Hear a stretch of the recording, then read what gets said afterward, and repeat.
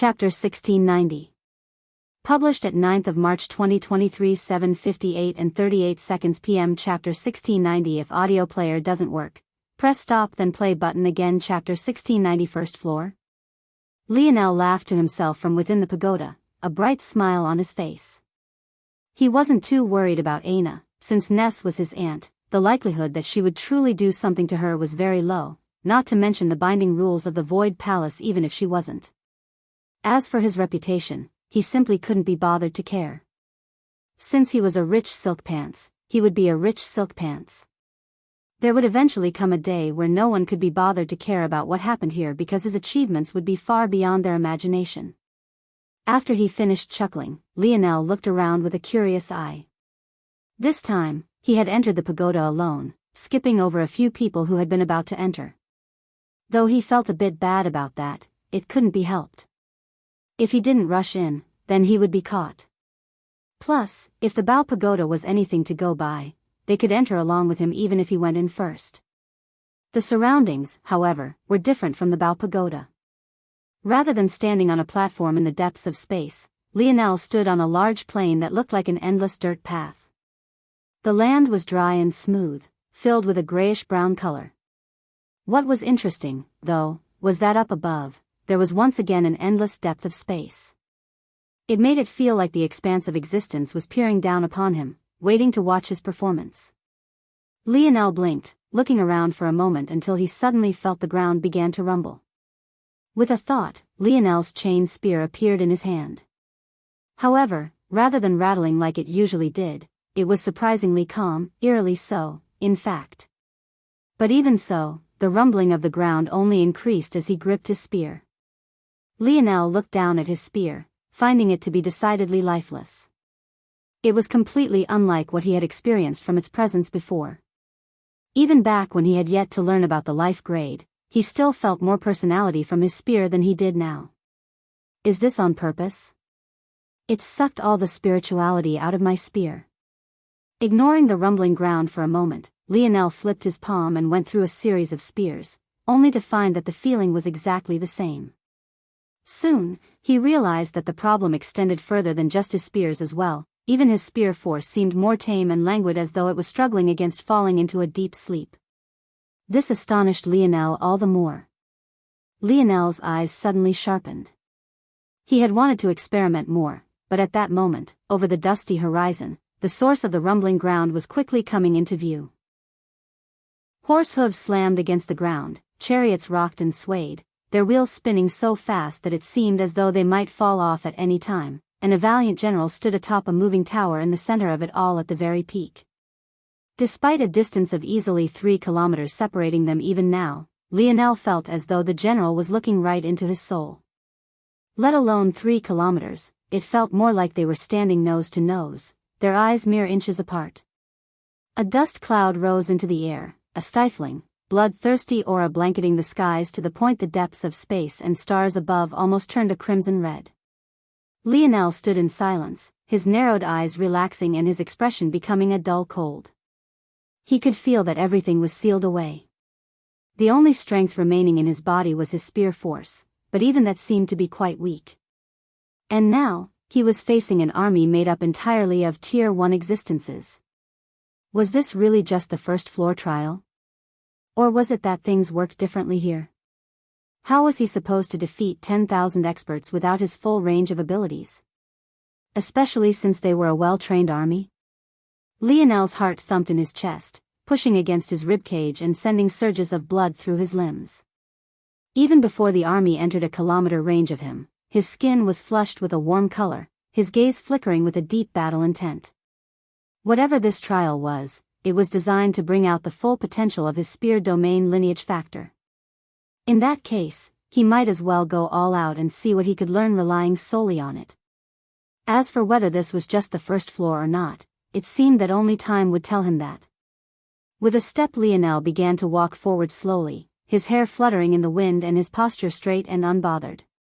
It didn't seem as though he sensed the danger coming toward him at all as he kept his head high. A light smile spread across his lips as the ground continued to rumble. 500 meters. 400 meters. 300 meters. 200 meters. 100 meters. 50 meters, Lionel took a breath, the scent of blood and carnage filling the air. For a moment, he had a fleeting thought, could he die in these trials? This felt like his real body, after all. However, thinking to this point, he just grinned. For him to die, wouldn't they have to take him down first? His blood rushed straight to his head and a crimson glow lit his eyes. Seemingly taken by the bloodthirstiness of the battlefield, his heart threatened to beat right out of his chest. And then, he took a strong step forward. Bang! A cyclone of spear force erupted around Lionel, crashing into the first line of the vanguard and shredding them into pieces. His palm opened and he reclaimed his chain spear, thrusting it forward with an undeniable momentum and skewering the chest of a stampeding horse before pulling upward and splitting its neck and head in two. He closed his eyes, basking in the slaughter. Show me what you can do. Chapter 1691. Published at 9th of March 2023 7:58 and 38 seconds p.m. Chapter 1691. If audio player doesn't work, press stop then play button again. Chapter 1691. Freedom. Lionel easily immersed himself in the carnage. He didn't care for time or stamina, he simply pressed forward. Every time his spear shot out, another would die. However, after several hours, he realized that what he was doing was inappropriate. This trial was one that he was flying by, true enough, but he wasn't getting what he needed to get out of it, and that was because of the one thing this trial couldn't seal, his ability index. This was the problem that Lionel had always had. He could never fully rely on his spear domain lineage factor because his brain was too active and his ability index played too large of a role in his combat prowess. In fact, this was the reason the bow domain lineage factor seemed so much more powerful to him. It synergized with his ability index while the spear domain lineage factor did not. Or, more accurately, Lionel didn't know how to allow it to synergize properly because he knew too little about the lineage factor, which was why he came here in the first place.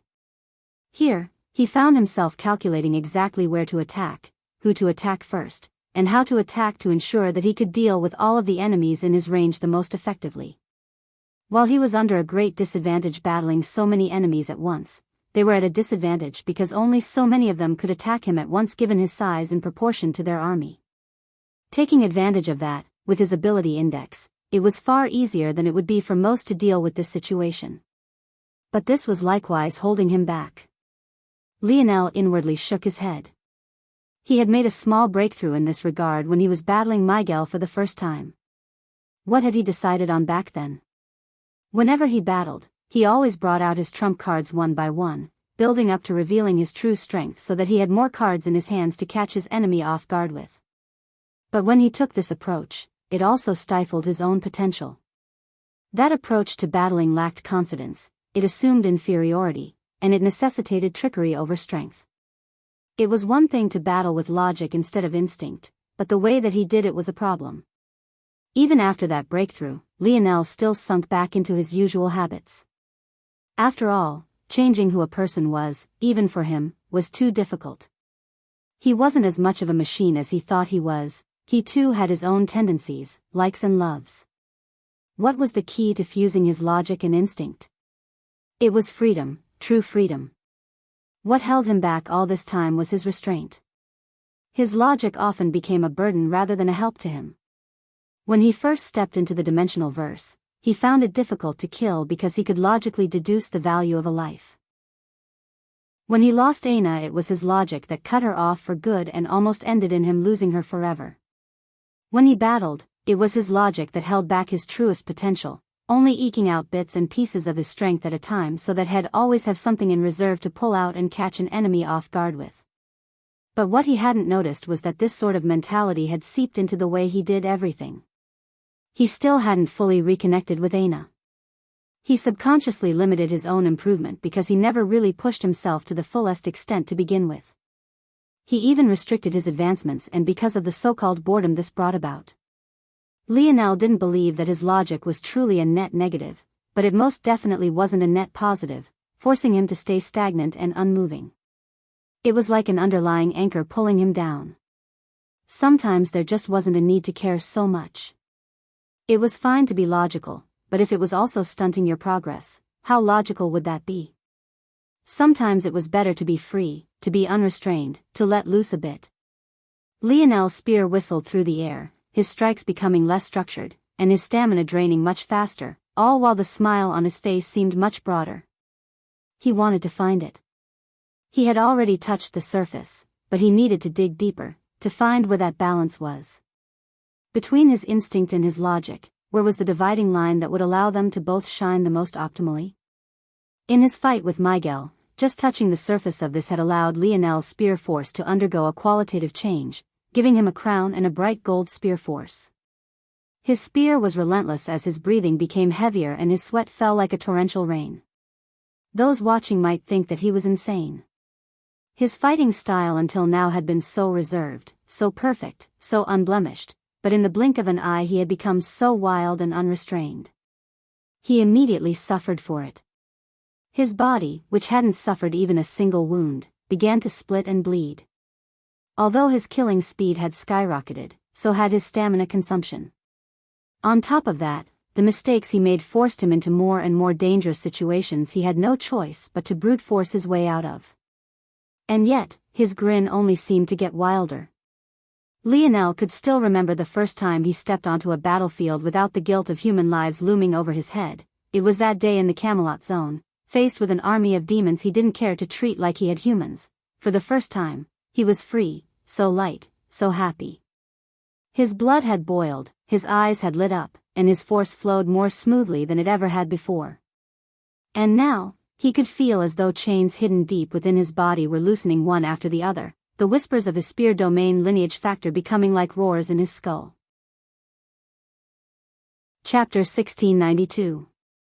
Published at 9th of March 2023 7:58 and 38 seconds p.m. Chapter 1692. If audio player doesn't work, press stop then play button again. Chapter 1692. 4 pillars. Lionel's spear danced in the wind, free and light. It didn't seem to have a shape or form, moving as it pleased and reacting even faster.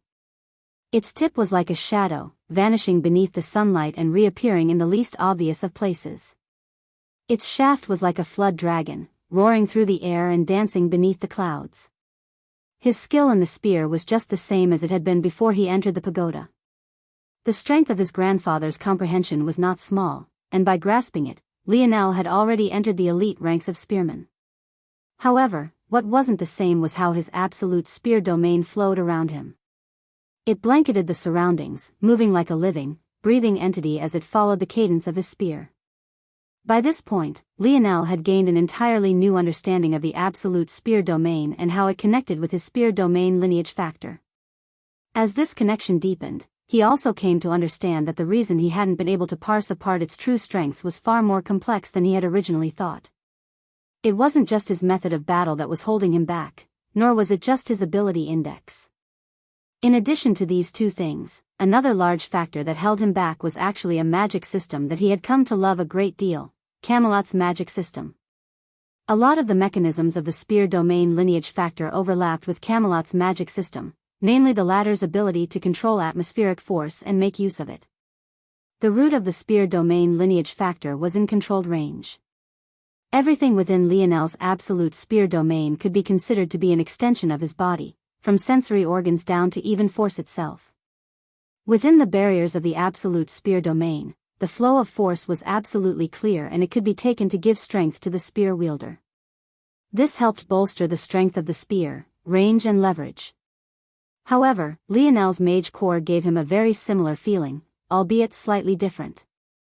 Due to his mage core being far more powerful due to the neglect of his spear domain lineage factor, in addition to the other mentioned factors, the feeling was far too subtle even for him to pick up on. So was that all? Case closed? Not exactly, because much like the Bao domain lineage factor had building blocks that seemed useless to the current Lionel at the moment, so too did the spear domain lineage factor. However, now that Lionel knew where the foundation lay and what it might build up to, seeing through the true strength of the spear domain lineage factor was much easier, so that was exactly what he did. After he found the first thread, he began to pull, losing himself in an endless, bloody battle that stretched on from hours to days. He was seemingly relentless in his pursuit of the end of this thread, and that was when the first bits and pieces began to make themselves known. Lionel learned that the so-called foundation of his spear domain lineage factor, which he had thought was the physical characteristics that allowed him to use the spear, was actually not the foundation at all. In fact, if he was correct, if he ever gained the full Bao domain lineage factor, he would experience similar physical changes that would instead help him to use the Bao. This wrong conclusion had caused him to make the incorrect assumption, shielding him from the true abilities of the lineage factor. If there was a first reward for him to gain in this pagoda, a reward he could have been given if not for the fact he already had the lineage factor to begin with, it would be spear aura. This spear aura would allow Lionel to use his spear like he did internal sight, blanketing a very small area which allowed his spear to be omnipresent. When this was accepted, just how similar was this to the Bao domain lineage factor? Both improved the senses. One made his vision far sharper and the other also gave him a replacement for internal sight. Likewise, what was the final reward for the Bao domain lineage factor? Wasn't it the ability to emit force at a location you gazed upon? Just like this, the final reward of this pagoda would likely be Lionel's absolute spear domain, which allowed him to directly manifest force outside of his body. From this perspective, the two lineage factors were like mirrors of one another, working similarly. The question, then, was what were the steps in between? Between spear aura and the final absolute spear domain, what were the building blocks that gave the lineage factor strength? And that was something that Lionel was able to finally grasp after 5 days of continuous fighting. To pressure. To redirect. To take. To attack. These were the 4 summarizing pillars of the spear domain lineage factor. To pressure. Within the absolute spear domain, all other forces were suffocated and stifled, falling under the rulership of spear force. To redirect. Within the absolute spear domain, all force that managed to remain were restricted in their control. First forces lost their edge and docile forces didn't dare to move at all. To take. Within the absolute spear domain, forces could be co-opted and stripped away, melding into the rotating spear force to strengthen it or be used for a counterattack. Essentially, all forces could be stripped down and turned into spear force. To attack. Within the absolute spear domain, the spear could appear anywhere. Much like the eyes of the Bao domain lineage factor could shrink space and manipulate the fringes of time, so too can a spear tip within the absolute spear domain. Regardless of the situation, regardless of Lionel's position, regardless of the attack's position, so long as all related subjects were within the absolute spear domain, the spear would find them. Lionel's aura suddenly flourished, his demeanor shifting and his dead spear trembling to life. A roar shot through the skies, the rattling of the spear domain ring becoming omnipresent as Lionel suddenly pierced forward. However, right at that moment, the general of the army appeared to his back, having finally found an opportunity to attack. PCHU. The general froze, his spear risen high into the air. Lionel didn't even look back, slowly retracting his spear as a bloody hole appeared between the general's brows. The wildness in Lionel's eyes faded, his breaths coming in deep, soothing heaves. From start to finish, he never turned to face the general. Chapter 1693. Published at 9th of March 2023 7:58 and 38 seconds p.m. Chapter 1693. If audio player doesn't work, press stop then play button again. Chapter 1693 Theory. Lionel exhaled, stepping out of the spear pagoda. He looked back to find a familiar pillar of light reaching into the skies, but he wasn't surprised by this. He had realized a short way through the first floor that there was only one floor to be seen at all. His progress would be dependent on how many of the army that he had killed, but it turned out that he had killed them all. It just went to show just what kind of changes Lionel's body had undergone. Previously, his stamina would have long since been tapped out, especially with how wildly he had begun to battle near the end. The spear faction was already in an uproar due to the shocking changes of the spear pagoda, but when Lionel walked out, the shock was even more heavy. Truthfully, after clearing the spear pagoda, he could enter the spear faction for free from now on. But he didn't expect to be able to law-speak his way out of punishment. When one's elders wanted to be unreasonable, you could only acquiesce. It wasn't long before Lionel locked eyes with his aunt, prepared to run. But surprisingly enough, she didn't seem very eager to run after him. She simply stood there, legs spread and arms crossed, watching with a smile. Now, he was the seventh to clear it and the lights were actually extremely resplendent. But Lionel had actually entered at Tier 1 and faced that many enemies all on his own. It was truly shocking. There simply wasn't a precedent for such a thing. By this point, many stories had been traded and circulated about what many experienced in the zone. Some gained opportunities, but there were many more who lived lives of suffering. This was especially so since everyone reported being unable to use force or their ability indexes. For most, their journey came to an end just like this. They spent their days in humiliation, hoping and praying for a chance to escape. There were all sorts of stories. Some found valuable ruins, some located precious treasures, and some grasped valuable truths that would help them for decades into the future. There was something special that many noticed, though. Those who had world spirits were unlike the others and had been able to use their force just fine. This was a truth that was found after plotting the patterns of everything that had happened. But this led to an interesting change. Due to this, it was very possible that these youths might even surpass the Cataclysm generation given time. What did this all mean? Essentially, as Ness looked toward Lionel, the more she felt that there might be some truth to this theory. Could it be that all of these youths had experienced the same thing? In that case, didn't that mean that there was a change coming very soon? Chapter 1694. Published at 9th of March 2023 7:58 and 38 seconds p.m. Chapter 1694. If audio player doesn't work, press stop then play button again. Chapter 1694. Villain Lionel relaxed a bit seeing that his aunt wasn't ready and waiting to devour him. But he shivered when he felt another gaze boring into him. Ah! What a beauty! Ma'am, can you please tell me your name? I'll remember it for a lifetime and cherish your sweet voice for eternity. Lionel ran after her, peppering her with all the corny lines he could think of. Lionel grinned, sweeping her waist into his arm and ignoring her faux attempt at fighting back. As he saw it, this was a victory. He didn't seem to care about the gazes he was getting either. Hearing such a question, Lionel bent down and whispered into her ear. She thought it was serious, so she listened attentively at first, but the longer he went, the more red she seemed to become. However, even after she had become a ripe tomato, Lionel didn't seem to have any intention of finishing his list. Aina pushed him away with two hands, blushing profusely. She couldn't even repeat the things he had said, they were way too embarrassing. Lionel laughed. There's nothing to do until we get the rest of our void merits come the end of the month, and there's nothing of interest here to me outside of the void library. So unless you want to do something, we can just relax. Lionel shivered when he heard this voice, turning back to see his aunt. He could only smile sheepishly, trying to remain ingratiating. This woman was truly nothing short of a T-Rex in female form. If she wanted to, she could probably run in a straight line through the Void Palace and never turn or climb up. Nothing, whether building or natural landscape, would be able to stop her forward charge. In that case, you can start paying back what you owe the Spear faction. Don't start the nonsense with me. Although you can enter for free now, that doesn't change what you owed before. If you want to pay it back, you have to do some work, or else how will I maintain order around her?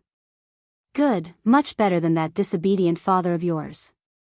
Now, if you want to pay off your debt, however, as Lionel's thoughts were drifting aimlessly, what his aunt wanted to do drifted into his ears and caused his eyes to twitch. Off you go. Don't think of returning until you've done your task properly. You two little cubs want a baby make before me? Absolutely not. Lionel turned and vanished with a strong step. It was best he get out of here as fast as possible so he wouldn't have to find out whether Aina's glare or his embarrassment would kill him first. Well, this could be considered to be their fault as well. After all, if they hadn't antagonized the Spear faction so much of these last few years and caused his aunt to be so unhappy, this wouldn't be happening either. So now, Lionel just had to uphold justice. There wasn't anything else for him to do. To most people Lionel passed by he was nothing more than a blur, his speed reaching a level impossible to track for many six-dimensional students, especially not those that could only be considered to be galaxy rank. Maybe only sector-ranked disciples could hope to stand a chance. Hey! Lionel sighed again. Welp, here we go. Sword faction trash. Lionel's voice boomed, echoing again and again over the large mountains of the Void Palace. I've come to challenge you all. Chapter 1695. Published at 9th of March 2023 7:58 and 38 seconds p.m. Chapter 1695. If audio player doesn't work, press stop then play button again. Chapter 1695. Stalwart Lionel's booming words traveled far and wide, so much so that many factions outside of the sword faction heard his call. In fact, even the spear faction which he had just left heard him. Of course, doing even that was highly arrogant, and it caused the fury of the spear faction. But back then, the sword faction had gained the upper hand, especially with the fall of the stalwart polearm party. The gap wasn't enormous, but between such strong existences, just small differences were able to tip the balance. After the return of the Morales family heirs, the situation had stabilized, but with the stalwart polearm party still having been downgraded to a faction and not having had the chance to return to their former glory, while the suppression had weakened, it hadn't outright vanished just yet. After the Suyard family heirs and the Morales family heirs began entering the seventh dimension one after another, they became restricted by the rules of the Void Palace and were limited in their ability to interfere in such things. In such a situation, unless First Nov quickly helped the stalwart polearm party return to the status of a party instead of the legacy faction they currently were, things would only get worse and worse. But, not to mention the fact that returning to the status of a party was very difficult, even if they did, unless they could also return to being a majority leader, it would all be useless. Ultimately, this led to the situation as it was here. The spear faction was still being oppressed and the sword faction was quickly becoming stronger and stronger. Now, the only path Ness saw was to send in her nephew to wreak some havoc. Lionel grinned, grabbing at the air and forming a spear out of emulation spatial force. The light didn't stop, suddenly rising into the air and splitting even the sword faction's logo and sign in two. The members of the sword faction couldn't believe what they were seeing, so much so that their previous rage vanished into nothingness for a long while.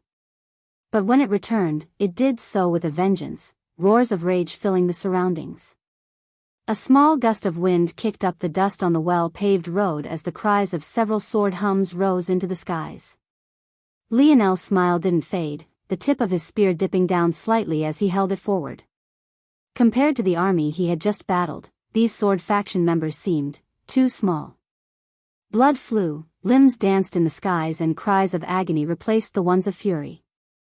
Back up. He's from the Morales family. That's the absolute spear domain. Only those who have grasped at least part of the absolute sword domain should go forward. The quality of opponents Lionel faced suddenly changed. Swirls of sword and spear force shot into the air. There was no doubt that those who could touch onto the secrets of these domains were extraordinary. But, without the full lineage factor, how could they stand up to him with this alone? He pierced forward again, causing 3 arms to spin into the air. In the distance, several powerful auras converged, their bodies looking like swords streaking across the skies.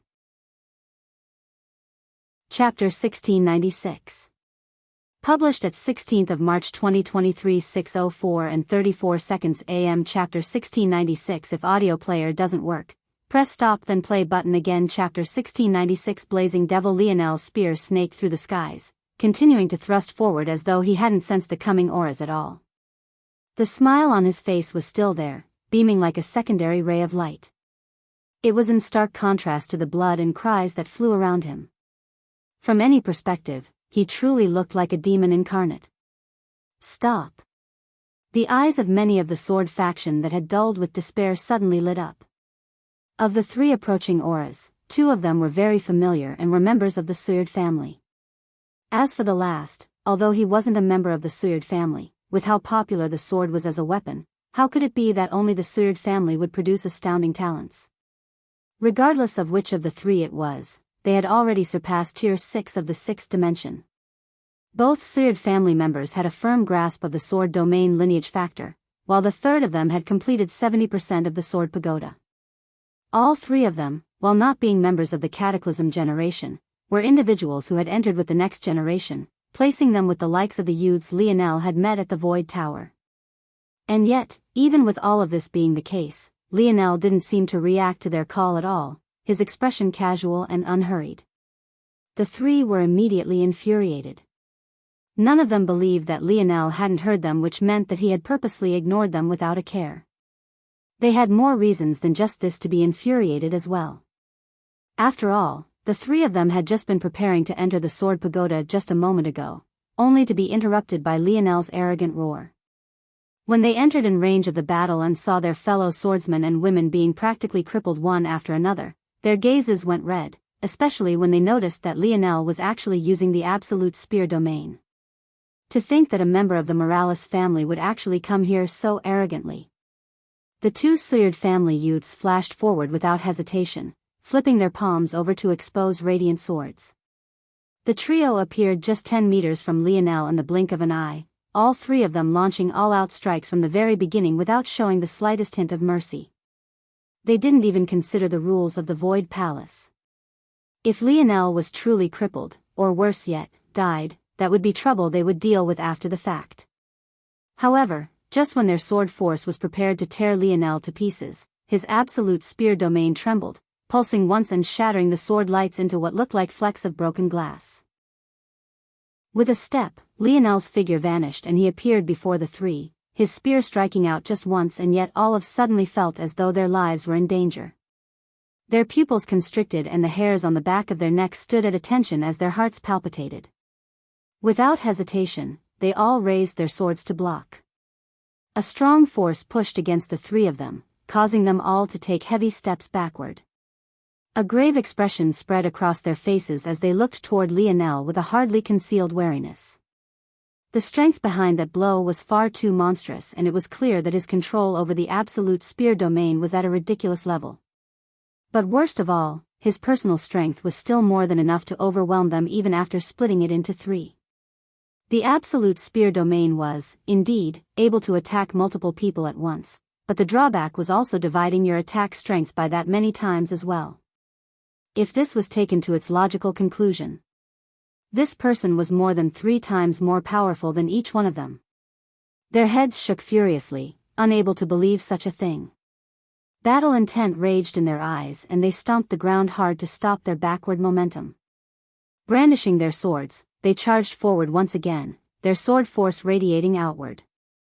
The two Suyard family members both activated their absolute sword domains, but neither was satisfied with just this alone, a tinge of red lighting their eyes. Lionel raised an eyebrow. This aura, he recognized it. Back when he had defeated Amory relying on the White Lion Bow, his gaze and aura had both turned quite dark. With Lionel's sharp senses, he could tell that Amory was being forced to hold something back. Of course, he still didn't know that Amory had been preparing for his sword domain tribulation back then, and in order to suppress it and wait for an optimal time, he chose to seal away much of his strength to keep the ring from erupting ahead of time. That said, as threatening as Amory was back then when he almost lost control, these three were like pitiful toddlers in comparison. Lionel only felt that it felt somewhat familiar.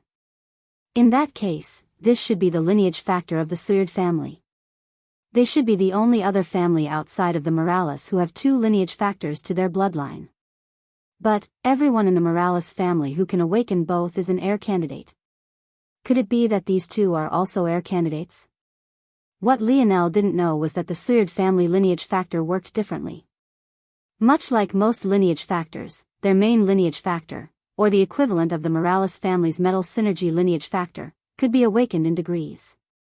The difference was that in the Suyard family, the degree to which it was awakened was decided at birth and couldn't be steadily awakened like Lionel's metal synergy lineage factor. As a result, everyone in the Suyard family had awakened this lineage factor to a certain degree, the blazing devil lineage factor. The 2 Suyard family members howled into the air, a wild and savage aura coming off from them that turned their sword force a tinge of crimson. Lionel's gaze flashed. Okay, show me what you've got. Chapter 1697. Published at 16th of March 2023 6:04 and 34 seconds AM. Chapter 1697. If audio player doesn't work, press stop then play button again. Chapter 1697. Thanks the two shot forward. As for the third non-Suyard family member, he seemed to know his limits and stayed behind, at least that's what it seemed like at first. But what happened afterwards seemed to change that narrative entirely. The third swordsman tossed his sword into the air. One after another, swords began to appear in the air, a surging aura coating around them as they zipped about in a controlled formation. Lionel's eyes flashed with a hidden light. It looked like a telekinesis ability index, but not at the same time. It was just slightly different. This third individual was from the Sina family. They were a family of swordsmen as well, but they were a tier below the likes of the Morales and Suyard family and could be considered to be on par with the weaker Constellation families. Their lineage factor was unique in that they likewise as a sword-related lineage factor, but theirs was a unique sword force and soul force fusion that allowed them to manipulate swords in particular. This lineage factor allowed them to form formations of swords and made them quite good at battling large numbers of opponents or restraining opponents with area control. When you fused the kinetic sword lineage factor with the sword domain lineage factor, you gained a powerful stacking effect that probably made this third swordsman the strongest of the trio.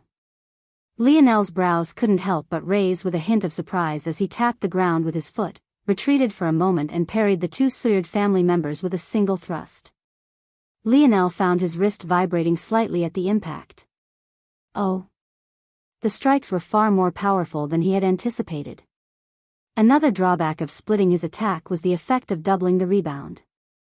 After all, he was facing two strikes at once and not just a single one. He wasn't sure what kind of changes these lineage factors caused, but after just a single exchange, he realized that it boosted not only their speed a great deal, but their strength more than doubled in a single instant as well. As Lionel was thinking, the formation of swords had already surrounded him and he couldn't help but probe it with his internal sight. He found it fascinating because there seemed to be a unique cadence to the way the swords moved as though they were in resonance with one another. It was definitely beyond just controlling each sword to move individually. It seemed to Lionel that there was a unique tether between them.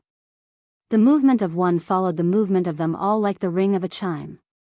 Lionel saw through this in a single glance because it reminded him of something even more profound. Force arts. So this is possible as well. Lionel's first instinct was to try and replicate it. Even fighting such a battle, being hounded from the front by two seemingly rabid Suyard family members, and from the sides and back by this formation, he still had more than enough mental capacity to spread around. He parried and defended, gliding backward with every collision, but to the ignorant, it only looked like he was being forward to retreat again and again, causing the members of the sword faction to cheer their seniors on. Within Lionel's dream world, he formed several spears and controlled them. With his variant earth force affinity, taking control of metal objects was easy. So, theoretically, wasn't it also possibly for him to replicate the feat of the Sina family member? Unfortunately, he quickly found that this was impossible, and why wouldn't it be? The uniqueness of the method lied in the combination use of soul force. The assimilation abilities of the spear domain lineage factor could potentially do this. After all, it was designed to absorb forces and assimilate them. This was something that Lionel AHD learned long before he even stepped into the spear pagoda. It was just that he had always assumed that it could only be done with his own force. But doing things this way also felt off. That was when Lionel realized the problem. It wasn't just that soul force was needed, but the method by which it was used as well. Essentially, he needed the unique force art methods of the Sina family, a language that he had never learned before. Fascinating, Lionel's vision cleared somewhat in the real world. When he looked around, he was about to be forced out of the sword faction again, but the smile on his face only grew brighter. All this time, he had known exactly how to improve his grandfather's way of the spear. The first step was resonating with calligraphy and words, the second was resonating with music and sound, and the last was resonating with painting and visualization. If he wanted to take it beyond this, Lionel had always believed that the answer lay with force arts, but he didn't know how he would do it. He had yet to walk forward because he lacked a method. Who would have thought that he would find this method on his first day on the job as a villain? It seemed that crime really did pay. The Sina family had suddenly opened a door for him. The key that he needed was right before him. Now that he knew such a method existed, it was only a matter of time before he built his own. Lionel's bright smile caught the three off guard, but they didn't waver in the slightest. Despite this, they couldn't help but be shocked by the words he spoke next. "Thanks." Lionel grinned. At that moment, a bronze aura radiated out from Lionel, a halo taking shape above his head. He pierced forward, his spear seemingly splitting into two and colliding against the swords of the two Suyard family members. They tried to fight back, but Lionel, who they had been beating back before, suddenly became like an endless abyss. No matter how much strength they put in, it seemed to sink into an unknown depth, never to return again. They held on for just a moment before they were sent flying backward. Chapter 1698. Published at 16th of March 2023 6:04 and 34 seconds AM. Chapter 1698. If audio player doesn't work, press stop then play button again. Chapter 1698. Storms. The smiles on the faces of the Sword faction members froze as Lionel took another casual step forward. With a wave of his hand, several bubbles appeared in the air, encasing the swords flying about the surroundings and locking them in space. This was precisely what emulation spatial force was best at. He might be limited in his ability to use it to move since his comprehension of it was too low, but when it came to stacking and locking space, it truly earned its right as a top 5 spatial force in all of existence. With another step, ethereal star force wrapped around Lionel's body, his speed skyrocketing as he appeared before the Sina family member. His spear pierced forward. Its tip was so small, and yet the momentum behind it felt like a raging tsunami. Just looking at it, the heart of the Sina family member rose and fell in waves, his head snapping from left to right only to find the two Suyard family members flying by his sides, unable to stop themselves. He roared, taking out another sword and swinging out with all the might that he could muster.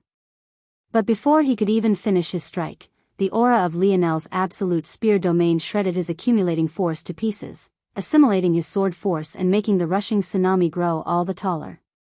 The Sina family member was sent flying into the distance before Lionel's spear even landed, his bones being crushed beneath the pressure as though he was facing a demon general. He crashed along the ground, the whites of his eyes rolling forward as he began to foam at the mouth. It was hard to tell if he would ever have the capacity to battle again. Lionel's spear aura continued to wash forward, wreaking havoc everywhere it went and shredding the attempts to block it into pieces. It crushed everything in its path, catching up to the flying Suyard family members and ravaging the both. Lionel came to a stop, clicking his tongue slightly as he retracted the rest of his strike. It seemed that he had gotten a bit overly excited and used a bit too much strength. With the current state of his sword force, whenever he unleashed too much of it, he wouldn't even have to strike down most people. Most so-called geniuses would just directly crumble. Lionel had a feeling that this was a result of high-level force manipulation, a direct suppression that truly represented a gap between dimensions. In the most literal sense, a person who was a dimension above you should be infinitely more powerful. No matter how powerful he was in the 6th dimension, he should never be able to face someone in the 7th dimension. However, in practice, at least until now, he had never experienced such a gap. Not until, at least, he had entered that zone. But in that zone, the true gap lay not in dimensions, but in degree of force manipulation. The blue cobra demon had been able to toy with him like a ragdoll precisely because of this gap. While Lionel had yet to figure out how to progress his other forces reliably, his grandfather had already done the work for him when it came to the spear, so it wasn't a surprise that his current spear force was so absolutely suffocating. If it wasn't for the fact he had gotten a bit excited knowing how to progress his spear force from now on, he wouldn't have displayed so much of it. If he was too unrestrained, he might truly accidentally kill someone. Lionel looked around and chuckled slightly. Even those that hadn't been wrapped up in his spear aura and escaped injuries had mostly fainted. Those that managed to retain their consciousness had all fallen to the ground. If one came to look now without knowing what had happened, they would have never guessed that this was actually the famous sword faction. Lionel looked around as though trying to see if there was anyone else, but after a while, no one stepped forward so he could only shrug. It seemed that the truly powerful members of the sword faction were busy today, lucky him, that meant that his job would end early. Now he could rush back to his Aina. Whistling a small tune, Lionel crushed his emulation spatial force spear and began to casually walk away. He paused for a moment when he remembered that he had kept the Sina family members' swords locked in place. With a thought, he released them and caught one in his hands before nodding to himself. There wasn't anything special about the swords aside from being a bit lighter than normal, even though their construction was fairly ordinary. It was truly the force and the secrets behind their manipulation that made them so powerful. Lionel's eyes sharpened, zooming into a section of the blade just before the hilt. There was a mark there so faint that if not for his gaining the pieces of the Bao domain lineage factor, he would have never seen it. Right there were the faint etchings of what looked like delicate calligraphy. Lionel tossed the sword away and grasped at another one, then another. Each time he finished, he nodded to himself. All of the swords had this brand. One could have easily mistaken it for the signature of a craftsman, if it wasn't for the fact that they were all just the slightest bit different. If I incorporate this into that, yes, the results would be excellent. Lionel slotted this into the back of his mind before tossing the swords aside and walking awake. In his wake, the groans of swordsmen and women echoed through the faction. In the distance, the seventh-dimensional overseers of the sword faction could only clench their fists, unable to do anything. As for Cornelius, who was still following in the skies, he had already rubbed a few layers of skin from his forehead. This child would truly be the end of him. He had just returned, why was he already in the center of so many storms? This would definitely not end so simply. Chapter 1699.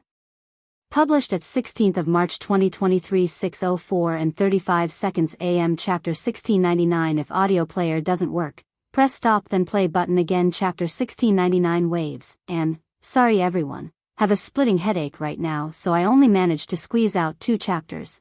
It felt like every time Lionel did something new, the information brokers of the Void Palace would try their best to keep a rein on the information. After all, this was how they made money. How could they not do such a thing? However, it was slowly becoming impossible to continue to do this. From the Void Tower, to the Bao Pagoda, then to the Spear Pagoda, and then to the Sword Faction. Every step Lionel took through the Void Palace only caused more and more waves. Soon, the number of individuals who had heard of things that happened began to overlap and quickly news began to disseminate. First it was the results of Lionel's climb up the Void Tower. This was one of the most difficult things to hide because of the news names of the ranking list, and it was especially difficult because the names used were simply too shocking. The name Morales was one that echoed loudly through the human domain. In fact, as one of the strongest forces of the humans, it was likewise a name many of the other races were well aware of as well. The moment the name Lionel Morales was seen on the leaderboards, the forgotten Seventh Nova anchored his place in the minds of many who had long since forgotten him. However, this was just the very beginning. In fact, it could be said that Lionel's name wasn't actually the most shocking one to be seen on that list because in the near quarter century he and Aina had disappeared for. The names of the prominent families of Earth had likewise come into the public consciousness. The name Brazinger carried with it an all-new connotation, a sort of weight that could very well increase to the point it stood next to the greatest families of the human domain, or at the very least, that was the way those of the human domain saw it. Not many knew that Lionel was of Earth and that he shared a lineage with its current emperor. But now that everyone knew that his woman was actually a member of this new and shocking family, it caused an uproar in its own right. Those that had been fighting against Lionel that day were so distracted by him and his results that they hadn't even registered the fact that Aina was, in fact, a Brazinger. Due to this, the wave of shock toward Lionel lessened for a bit in some regards and increased in others. A lot of things suddenly made sense. Aina was an exceptional talent, one that would most definitely have long since claimed a spot on the Queen Beauty rankings already had she not disappeared for so long. But she had also seemingly come out of nowhere. The Void Palace was a place where everyone could come so long as certain standards were met, so Aina's background had never been important. After all, let alone Aina, the Void Palace had even admitted some non-humans in the past and present, although they were in a very small minority. Now, though, it all seemed to make sense. Could it be that the Morales family had had a stake in Earth long ago? This seemed like a very simple question, but the weight behind its answer couldn't be underestimated. Earth had been a taboo for a very long time because it could very well be the center of another all-out war within the human domain, something that couldn't be allowed to happen with danger lurking over the horizon. If, though, the Morales family had made such a bet in the past, this could spark another conflict. It had to be remembered that even with the Camelot zone being tampered with in the past, it was done extremely covertly. In fact, just for that matter, in order to silence Lionel, the latter had almost suffered the punishment of death. If it hadn't been for his grandfather taking action back then and crushing the opposition, Lionel would likely be dead already. This matter was clearly not a simple one at all, and it was news that was capable of causing a tsunami of waves through the Void Palace. But before that wave could even settle, the matters began to pile up one after another. First it was the battle with Conan. With news of the Void Tower spreading, how could news of this not spread as well? The idea that the invincible armor of the Cataclysm generation was coming crashing down was enough to leave many in stunned shock until a simple fact was remembered. Wasn't Lionel, too, a member of the Cataclysm generation? In fact, not only was he a member, he was one of the only 3 to gain amethyst token rights when the selection had come to an end, and of the other 2. One was the sword deity and the other was actually his girlfriend. News that the battle between Lionel and Conan was not only won by the former, but easily at that, was a shocking revelation that most still weren't willing to accept despite this truth. However, even this dust wouldn't settle before news of a man clearing the 12th floor of the Bao Pagoda was spread, and it only made it more polarizing that this man was banned from entering the archery faction for the next 10 years right after for nearly crippling a member of the Terrius family. All of this came to a head when it was learned that this was once again a feat of Lionel, shocking to an extreme and enough to leave people in complete and utter silence. Unfortunately, the news that day was truly relentless. Right after, news of the Spear faction's Spear Pagoda being cleared to perfection spread like wildfire, but it didn't even have time to calm before the so-called massacre of the Sword faction fell. An unsettling sort of silence fell over the Void Palace, but the man in question was taking a nice nap. Since he was unable to find Aina, he couldn't be bothered to do much other than wait for his Void points and make a final trip to the Void Library. Everything else was meaningless to him. As for the reactions of the Void Palace, though it would probably mean something later, he still couldn't be bothered to give it much thought. Chapter 1700. Published at 16th of March 2023 6:04 and 35 seconds AM. Chapter 1700. If audio player doesn't work, press stop then play button again. Chapter 1700. Center of the storm. Lionel got up with a yawn. With a quick flicker of his eyes, he could tell exactly how long had passed and felt that it was about time he made his way to the Void Library. With a thought, he appeared outside of the segmented cube and took a step, quickly heading in that direction. Not too long later, he was standing before a familiar flight of steps, one that it had taken him a great deal of effort to climb when last he was here. Lionel smiled lightly, thinking about that moment.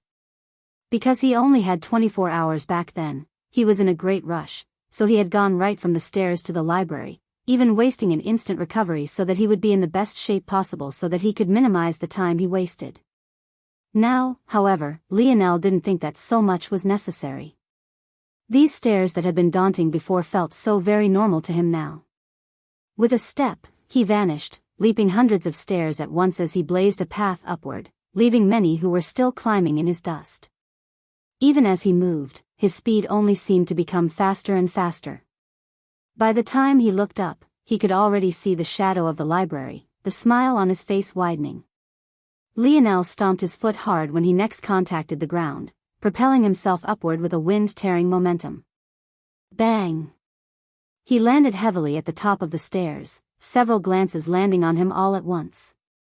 Lionel knew that many of these people were domain-ranked disciples, a silent herd of individuals he could only see in very rare places like this one. They were truly mysterious. The last time he was here, even he couldn't quite feel their true strength. But now he was absolutely certain that they had enough power to crush him with a finger. That said, that could only be expected. It was impossible to be a domain-ranked disciple without first being a seventh-dimensional existence, but even then, that wasn't enough. It also required a certain amount of talent as well, much like the other ranks.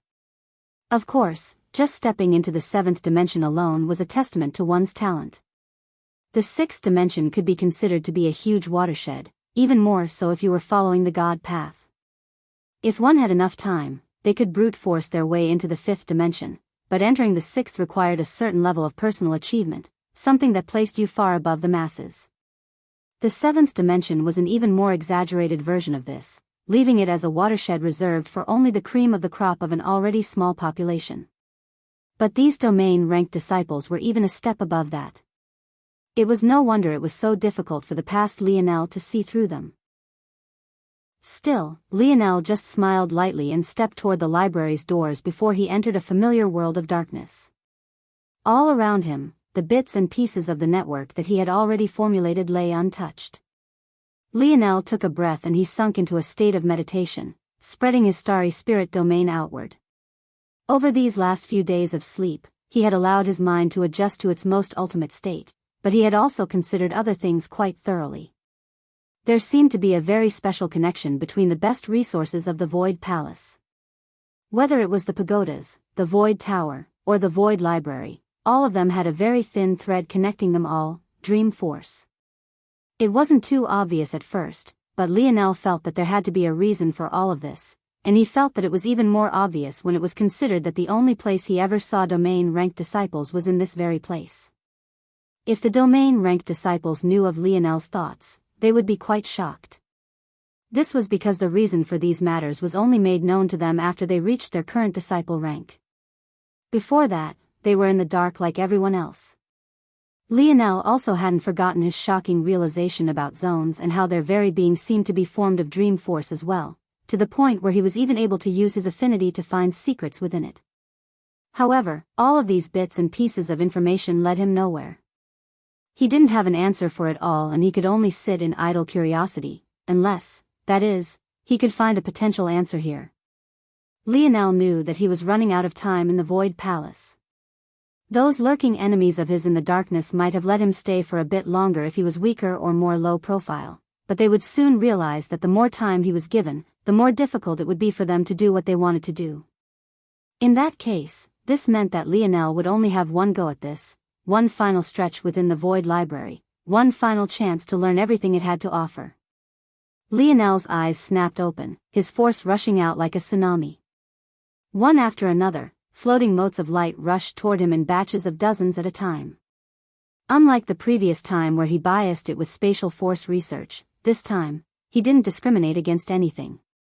Today, no matter how many times he had to use instant recovery, he would do it. He really wanted to see who would give in first, himself?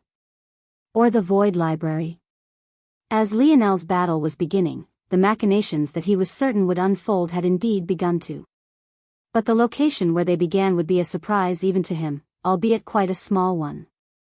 That was because the center of the coming storm would begin in a place he was quite familiar with, the very same information network he had paid twice for information on Triana Virer. This was none other than the Winding Shadow faction, now known as the Winding Shadow Legacy faction, run by none other than Ronan Sith. Chapter 1701. Published at 16th of March 2023 6:04 and 35 seconds AM. Chapter 1701. If audio player doesn't work, press stop then play button again. Chapter 1701. Surefire motes of light quickly revolved around Lionel, their speed increasing with every passing instant. He seemed to have already lost himself in the movements, completely uncaring of the kind of stamina he was blowing through every moment. There had probably been very few in the history of the Void Palace who had completely assimilated all of the knowledge that was here, and probably none who would do so in a mere 2 visits like Lionel, and the difficulty easily spoke to that. However, even so, the experience was incredibly rewarding.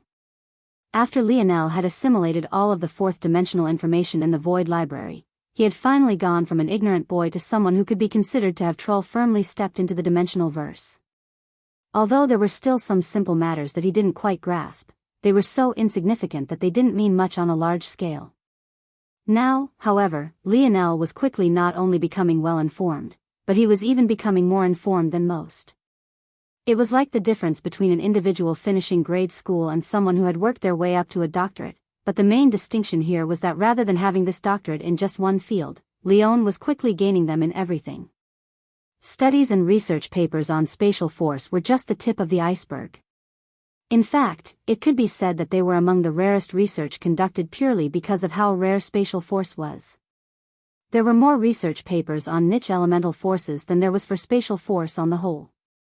When entire elemental chains were taken into consideration, the difference was even more jarring, but the findings were equally as fascinating, although it was impossible that they would all be as useful as the Lotus research paper Lionel had read before that allowed him to form his Lotus domain. However, there were still quite a few that were interesting. For example, when it came to fire force, there were quite a few papers on chain reactions and using them to make your fire force not only more powerful and sustained, but also more erratic and unpredictable. There were numerous applications just for this one path of study, everything from long-ranged attacks to sudden burst movements to even increasing the power of a strike in random intervals to catch an enemy off guard. But that was just fire force, and it was just a single potential path of growth. On the other side, there was water force. One of its interesting paths was actually very much related to resonance and its usage. There was a research paper that focused on using water force like a wine glass and any attack like a sound wave. Once this was achieved, you could either choose to continue to trap the attack, then truly go the full extent and allow your water force to shatter, repelling the strength and even using it against an enemy. The number of paths was too numerous to count, and the number of research papers was even greater. It made a reality set in for Lionel. Weren't all these things just different forms of force manipulation? Then what was truly the difference here? Was it that the people of the zone started honing in on these matters much earlier? Was it that this path was simply incorrect? Or was it something that he was missing? Lionel couldn't help but wonder about these things, comparing and contrasting the research papers here to what he had seen in the zone. After doing this, it wasn't long before he came to a fundamental difference. Although these research papers were great and could even increase the strength of a force while it was in use, it was ultimately not fundamentally changing anything. The foundation of the force was still the very same foundation. If Lionel had to make a comparison, it was akin to a person who was weak of body being incredibly skilled in martial arts. Yet, they would be able to display great strength, but how much of it would be maximized if they were also malnourished or half-dead? However, Lionel still felt that this comparison wasn't quite perfect. The people of the zone didn't use all of these weird force application methods. For example, that youth with a high spatial affinity Lionel had met before Thela was completely caught off guard by the use of his Lotus. It felt like there were two completely different paths, one of which was clearly more powerful than the other, at least on the surface. Is it that it's more powerful? Or is that this method of force manipulation is still in its fledgling state?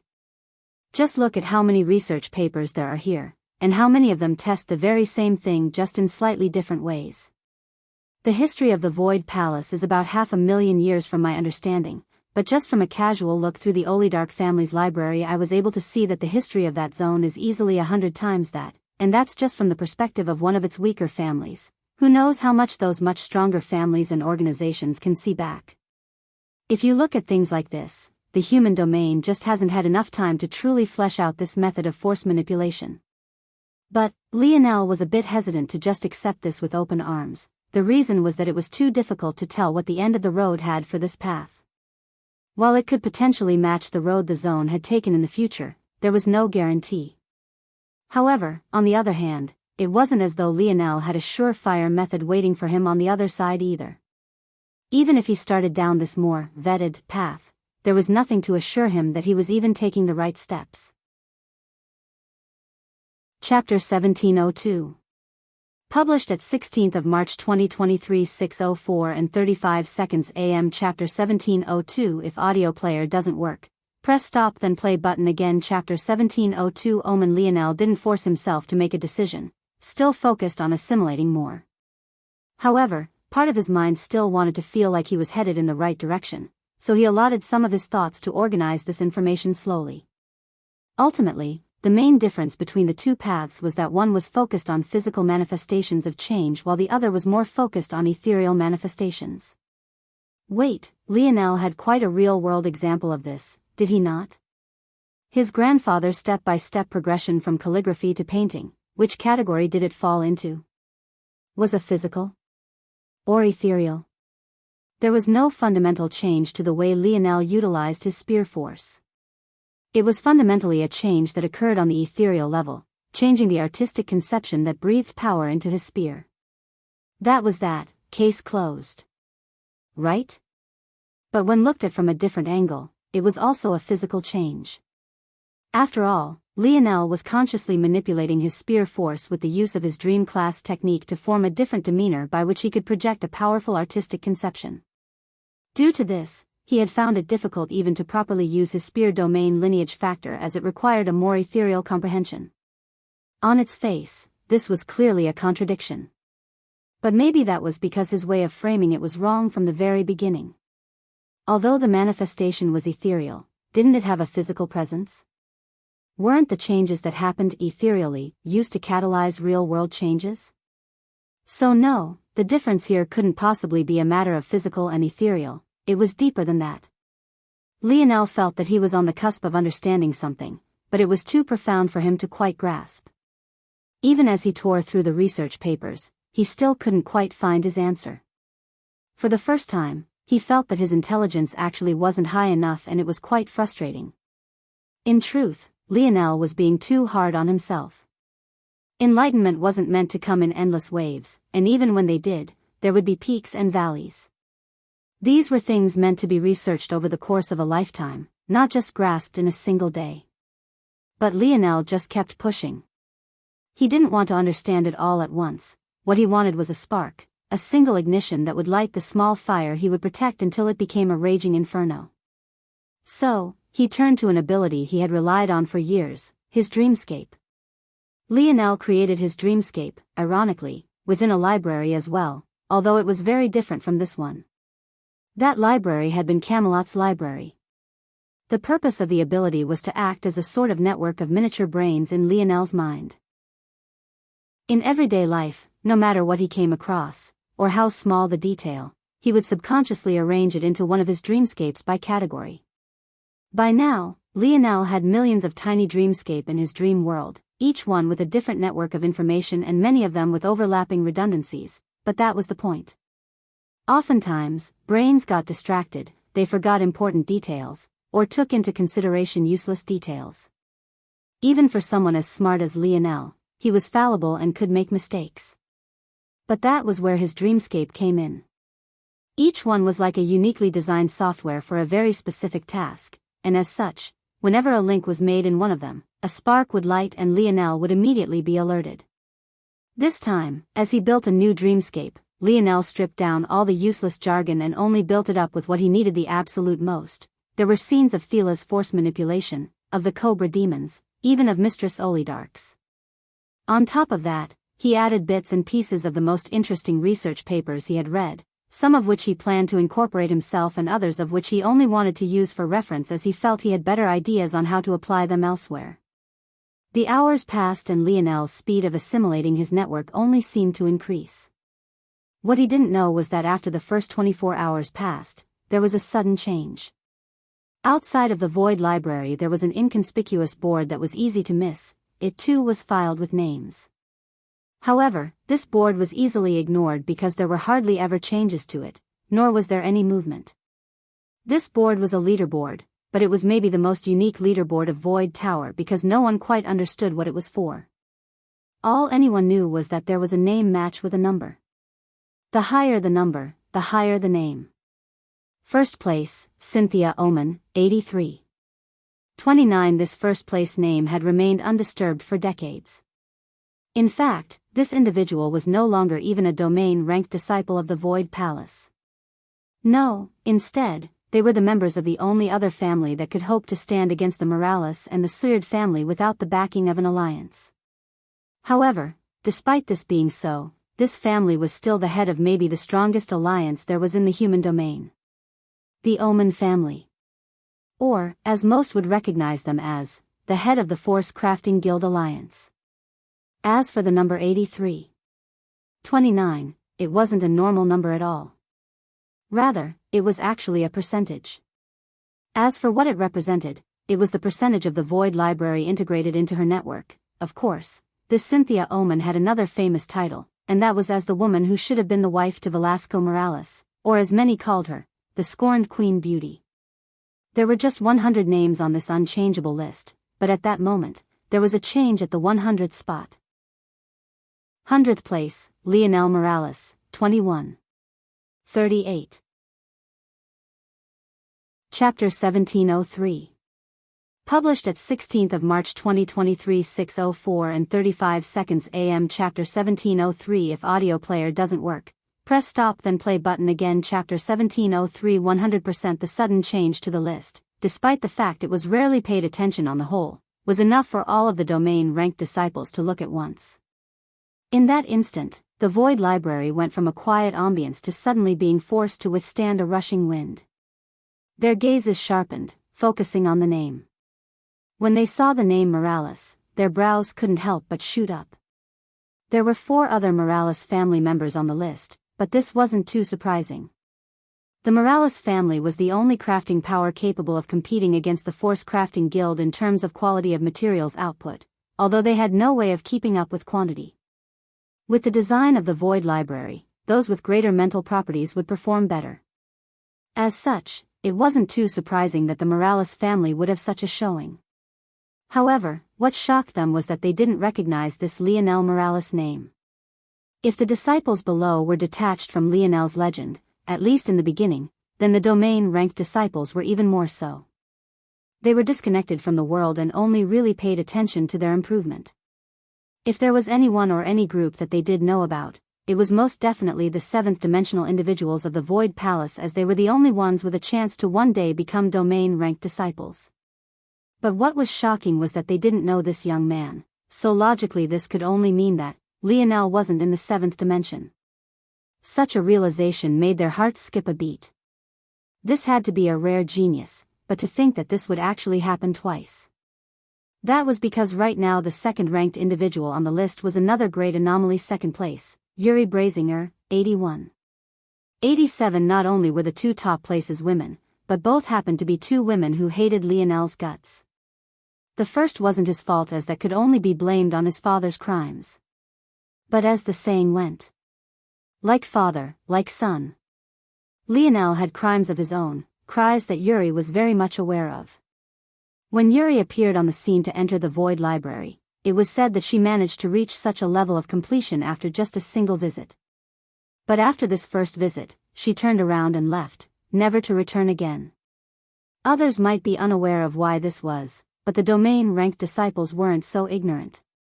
It was said that this Yuri wasn't human. As such, it was tacitly agreed that she wouldn't assimilate the knowledge of the Void Library fully, and it had just been a simple exercise on her part. As for what the details of this were, it was completely unknown. But what was clear was that there was actually a 2nd individual who would cause the list to change in such a short period of time. Was it that youth who had just come up before? But that was impossible. He was just in Tier 1, was such a thing even possible? Wait, how long had even passed since then? Even if he was 100 times more powerful, had enough time passed? As they were lost in thought, the numbers by Leonel's name only continued to shoot upward. While it was only 0.1% every few seconds to minutes, a slow speed for practically anything else, for the Void Library he might as well have been moving at light speed. The domain-ranked disciples watched in a stunned silence as Leonel crossed the 22% mark and increased toward 23% and surpassed 24%. It took hours just to complete this, and yet the gazes of the domain-ranked disciples never moved away, as though they would never tire of watching this. The concept of time, or more accurately, how experts experience time once they reached a certain stage, was astronomically different from others. During their practice, they gained patience that most couldn't fathom. To them, this was nothing. Even if it took days, they would be willing and able. And that it did. Their hearts shuddered with every step forward Leonel took. At some point, they began to look between the doors of the Void Library back to the leaderboard, seemingly waiting for Leonel to finally come stumbling out. Even for them, it took a great deal of effort just to last a few hours, so why did this 6th-dimensional junior not seem to have such limitations? From 100th place to 90th. From 90th to 80th. From 80th to 70th. Every step forward was egregiously slow, but they were steady and unmoved by the monotony. Within the void library, Lionel had no idea what was happening outside, but what he did know was that he was inching closer with every moment. As his horizons broadened, how he saw things also began to evolve. However, there was a very important key missing here. No matter how difficult it was to assimilate the information of the void library, when you were given practically infinite time like the domain-ranked disciples, why was it that even the best had only reached 83%? Could it be that those that had reached 100% left the list? Or was there something else at play here? Unfortunately, Lionel hadn't paid much attention to the leaderboard in the first place, or else he would have long since noticed Yuri's name. As such, he wasn't in a state of mind where he even cared about such things. He was entirely focused on reaching his goals. So when he finally did it, surpassing first place and rocketing upward to completion, he didn't give it a second thought until, red-eyed, he stepped out of the void library to find several eyes locked onto him. Lionel stood in silence, the fatigue making his brain foggy. He looked around with a raised brow, but no one seemed to have an answer for him. It wasn't long, though, before he spotted the leaderboard and his brows raised. Chapter 1704. Published at 16th of March 2023 6:04 and 35 seconds AM. Chapter 1704. If audio player doesn't work, press stop then play button again. Chapter 1704. Familiar. Lionel exhaled a breath before stretching his neck. Of course, he had no idea who Cynthia Oman was, but he most definitely recognized Yuri's name. It seemed that girl was doing just fine. That was good, since Aina would be sad if she had died in the zone. Lionel wondered if Yuri was still here or if she had returned to Earth. Of course, he also had no idea that the Brazinger name also held much more weight now than it had before as well. If he had known, he would also know that returning probably wouldn't be very safe for Yuri. Lionel yawned. He had a bit of that good feeling of euphoria one had after a workout, but he also wanted to collapse into a heap after devouring a ton of food as well. It was about time he found Aina, whose cooking would be better to enjoy now than his girlfriend's. Lionel stretched and took a step toward the stairs to return. He expected someone to stop him because that was just the kind of luck he had. But surprisingly, no one did.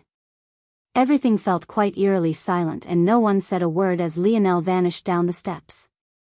That said, that didn't stop their brows from being touched with a hint of solemnity. Lionel made it down to the bottom of the stairs quite quickly. His eyes were somewhat droopy and he yawned from time to time, but ultimately, his state was still far better now than it had been in the past where he could barely move. A while later, he returned to the Spear faction and nothing much seemed to have changed. He had half expected for a war to have broken out by now, but once again, his expectations were dashed. It was, once again, oddly peaceful. Lionel was very used to this. In reality, it was just about an hour of peace, but it felt off as though he didn't deserve this much. He couldn't help but chuckle to himself. He really never got much time to rest.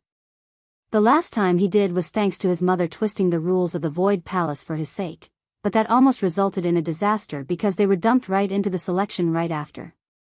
Lionel sighed. Was his mother all right? He hoped so. He wondered if she knew that he was back or not. He would have gone to see her, but he simply didn't know where to go and look for her. By now, she was probably also a domain-ranked disciple, so it was even more difficult now than it had been in the past. Or, as the Princess of Earth, she had probably returned to help hold down the line. Lionel wasn't too obsessed with seeing his mother. With his personality, so long as he knew his loved ones cared for him, that was enough. He didn't feel the need to see them all the time, nor did he need their constant affirmation. If he did, he would have hated his father's guts a long time ago, but instead, he was the man he respected most. Lionel walked into the Spear faction and spread out his internal sight in all directions. By this point, there were very few who could sense his internal sight if he didn't want them to, and if covertness was really what he wanted, he would just use a dialed-down version of his starry spirit domain. With a smile, Lionel headed in a certain direction. On the roof of a certain building, Aina and Ness were both having tea. It seemed that by now, the two were quite chummy. Though, what machinations were hidden behind those smiles was hard to see through. On the surface, they were just two beauties chatting. But deep within, it was probably more accurate to call them a pair of demonesses. When Lionel appeared, the idle chit-chat and laughter vanished into the air and they looked toward him together, their eyes filled with a peculiar light that made him feel uneasy. Aina had vanished for a few days and he still had no idea where she had gone. Now, though, she seemed almost too in sync with Ness, as though the pair were two peas in a pod. If he wasn't so scared, he might find it amusing. After all, Aina had gotten so close with her aunt-in-law before she did so with her mother-in-law. Lionel cleared his throat to say something as the silence got heavier, but before he could, Ness spoke first. "Did you do the task I told you to?" Lionel blinked. "I did, I already attacked the sword faction." Ness raised an eyebrow as though she didn't believe him. "Are you lying to me?" Lionel frowned. Why would he lie about something like that? But the fact Ness was asking seemed to imply something else. If you really attacked, then why are they so silent? Those arrogant swordsmen wouldn't take something like that lying down so easily. Boom! As though Ness' words were some sort of jinx, the ground suddenly quaked, the building they stood upon swaying wildly from side to side. Glass windows shattered into pieces that rained down like fine crystals, like the earth cracked and splintered, spreading out in cobweb-like patterns in every direction. Huh! Lionel's head turned in a certain direction. He had felt that Ness jinxed them for a moment, but that didn't feel like the something on the scale of what the sword faction could accomplish, at least not members of the sword faction that would be at the 6th dimension, but 7th-dimensional individuals wouldn't interfere in matters like this. Lionel's pupils constricted as he looked off into the distance, but when he saw what it was, his eyes couldn't help but widen. As though they had just stepped out of some sort of warp drive, 6 planet-sized ships appeared around the Void Palace, each one with a design that was eerily familiar to Lionel. Soon after, an eerily familiar decree also fell. Under the decree of Shield Cross Star, Leonidas Morales is to be classified as a Tier 2 fugitive, found guilty for the crime of colluding with a variant invalid. The fugitive has 2 hours to hand himself in or his charges will be increased to Tier 1. The bounty is set to 10,000 kilograms of 7th dimensional herb. Chapter 1705. Published at 16th of March 2023 6:04 and 36 seconds AM. Chapter 1705. If audio player doesn't work, press stop then play button again. Chapter 1705. Madman. The last time this happened, Lionel looked up into the skies with quite a helpless expression on his face. He had just battled the puppet master until he had not an ounce of strength left in his body, all to find out that friends he had made had lost their lives one after another in the face of Terrain's invasion. He had been exhausted, both physical and mentally.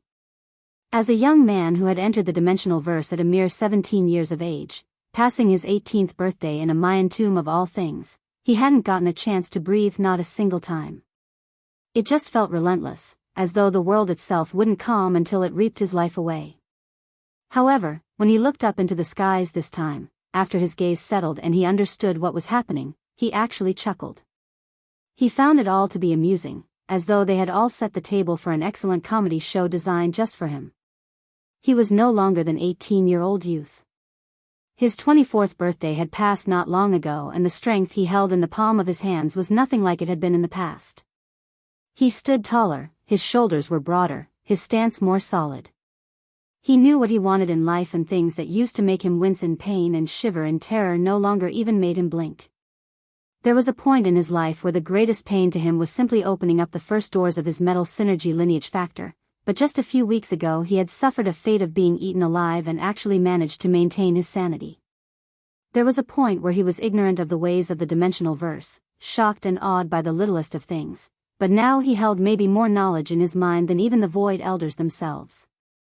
There was a point in his life where Shield Cross Stars was able to brand him as though he were a slave or cattle for them to mark, a point in his life where he could do nothing but sit in silent frustration, unable to do a single thing in response. But now, he laughed. He laughed so hard that tears almost fell from his eyes, so hard that stomach cramped and his face went red. In a world that had fallen into silence after a booming command spread across the vastness of space, Lionel was seemingly the only one making any noise at all. Ness shifted her gaze away from the 6 planetary warships and looked toward the laughing figure of Lionel. She was speechless for a moment before she shook her head. "Madmen, the whole lot of them," she muttered. At that moment, she seemed to forget that she too was a Morales. Not just one that had married into the family, but one who had been born a Morales and married a Morales. But even so, it was a common sentiment among the women of the family, an innocent sort of hypocrisy and a casual forgetfulness that while the men of the Morales family might all be mad, they also happened to be very obedient at home. Lionel wiped his tears and turned a gaze toward Aina. "It seems that we have to leave a bit earlier than expected. The question is, do you want to do so quietly? Or wreak some havoc?" A grin spread across Lionel's face. The last time Shield Cross Stars had chased him down, he used a javelin to destroy their warships. Of course, that was a mere branch of Shield Cross Stars as they had one in every galaxy across the human domain. Compared to that branch, the officers that had come this time were on a completely different level. If they weren't, how would they dare to come to the Void Palace with such a bold display? Surrounding Void Palace with warships? Were you trying to slap the faces of the protectors of mankind? However, if there was any organization that could do so, it was Shield Cross Stars. The Void Palace was the protectors of humanity against the other races. Shield Cross Stars was the protector of humanity against themselves. They were two sides of the same coin, connected in many ways, and disconnected in many more. Becoming a Tier 3 fugitive in the eyes of Shield Cross Stars was enough to guarantee a life without peace. This level was a point where it ceased to be a matter of branches, and reached a level where the whole of Shield Cross Stars would be focused on your capture. Yet, Lionel wasn't just Tier 3, he was actually classified as Tier 2 with a clear route to Tier 1. There was no doubting the seriousness of this matter. Hearing Lionel's question, it was Aina's turn to be speechless. Wasn't leaving silently the obvious answer? This boyfriend of hers was getting more and more fond of causing trouble. But she couldn't help but feel a hint of excitement seeing the look in her eyes, the result of contradictory feelings pulling her in separate directions. On one hand, she wanted Lionel to be safe and stop taking risks. But on the other hand, she couldn't help but be supremely attracted to the Lionel she was seeing now. At that moment, before Aina could answer, a familiar figure appeared in the skies, a deep frown on his face. This man was none other than Cornelius, who had been assigned to follow and monitor Lionel. Right now, his usually helpless expression was taken over by a hardly concealed fury. "Shield Cross Stars, what is the meaning of this? What do you mean by surrounding my Void Palace? Have you forgotten all sense of propriety? Don't overstep your bounds." Cornelius didn't seem to be trying to speak very loudly, but his volume was no less oppressive and mighty than the voice of Shield Cross Stars who had spoken previously. Chapter 1706. Published at 16th of March 2023 6:06 and 28 seconds AM. Chapter 1706. If audio player doesn't work, press stop then play button again. Chapter 1706. Mistaken. Cornelius' words echoed with a boom, stifling the echo of the previous man who had spoken. The fury in his tone was subtle, but still clear, the rumbling of his voice causing the 6 warships to quake. In response, the warship facing Cornelius had some movement and a figure slowly made their way out. He wore the iconic uniform of Shield Cross Stars, split robes and metallic leg sleeves. It made him look like an off-duty Knight of the Templar, the metal shimmering with a resplendent glow that seemed to warp the air with its heft. Cornelius' eyes narrowed when he saw this individual. He had already expected that whoever Shield Cross Stars would send for such a mission would not be normal, but seeing it for himself helped it truly sink in. Much like their fugitive tiers, Shield Cross Stars also had officer tiers. Anyone above Tier 4 was already in the 7th dimension, but this individual was already in Tier 2. Of course, on the surface and without further investigation, it made sense that anyone that came after a Tier 2 fugitive would likewise be a Tier 2 officer. But when it was considered that Lionel was a junior who had only just stepped into 6th dimension, this was absolutely ridiculous, especially since this was no normal Tier 2 officer. Within tiers of officer, there were what Shield Cross Star's upper management called promotion paths. These promotion paths were further divided into Shield ranks and Star ranks, which were then even further divided into 3 levels each. Essentially, Shield ranks were the foot soldiers, they were the bulk of the force and they were the units that did everything from manning the ships to doing maintenance on them. Star ranks were the commanding officers. These were individuals who gave and related orders, as well as those who had the strongest combat prowess of the organization. The so-called promotion path was decided by one's potential and talent. There were vast differences between those of the same dimension and even of the same tier. As such, every member of Shield Cross Stars was evaluated strictly and then slotted into their appropriate roles. The Tier 2 Shield rank officers tended to be individuals of the very pinnacle of the 6th dimension. The Tier 2 Star rank officers, however, were all in the 7th dimension without the slightest doubt. In fact, so were Tier 3 Star rank officers. Only Tier 1 Shield rank officers could finally be of the 7th dimension, so one could imagine the kind of monsters made up Tier 1 Star rank officers. Knowing this, the fact a Tier 2 Star rank officer had appeared here for the sake of capturing and bringing Lionel to justice. Well, to say it was overkill was an understatement. In fact, it smelt of bullshit. Level 3 Tier 2 Star rank officer DiVincenzo, he stated his name and rank immediately. "I've come for the fugitive, I hope that you will not make things difficult for me." Cornelius' expression darkened. "I've asked once and I will ask once more. Do not make me repeat myself for a 3rd time. What is the meaning of this?" It almost felt that Shield Cross Stars was using this as an opportunity to knock the Void Palace down a peg and Lionel was just a convenient excuse. But it was clear that there was something deeper than this. If Lionel was truly some sort of fugitive, there were a million other ways to deal with this situation. Announcing it to the world and coming forward so boldly was among the very stupidest. No, it might be the stupidest. Doing things like this ensured that there would be witnesses, and with witnesses, that man would catch wind of this. Cornelius understood Velasco well. If Lionel died in the hands of another 6th-dimensional existence, or, for example, died in a trial that many of his other cohorts had survived like the Rapak's nest, he wouldn't care. However, if he died in the hands of some old monster, or in the midst of a power struggle designed purely to spit in the face of Velasco's legend, then there would be hell to pay. The Void Palace was still reeling from the last time Velasco attacked them in a fury. Compared to the Void Palace, Shield Cross Stars was even more vulnerable because their power was separated across so many locations and branches. Did they have a death wish? None of this even considered the stance of the Morales family as a whole on the topic. As I've said, we have only come for the fugitive, there is no other meaning. You've come for a Tier 1 6th-dimensional junior with 6 Tier 2 officer fleets? Cornelius sneered. Do you take me for a child? It is inadvisable to underestimate youth. We have intelligence that he could be a danger to his surroundings. With the future of the human domain being held here, taking risks would be unacceptable, so we came out with the full measure of strength possible to be allocated to a Tier 2 fugitive.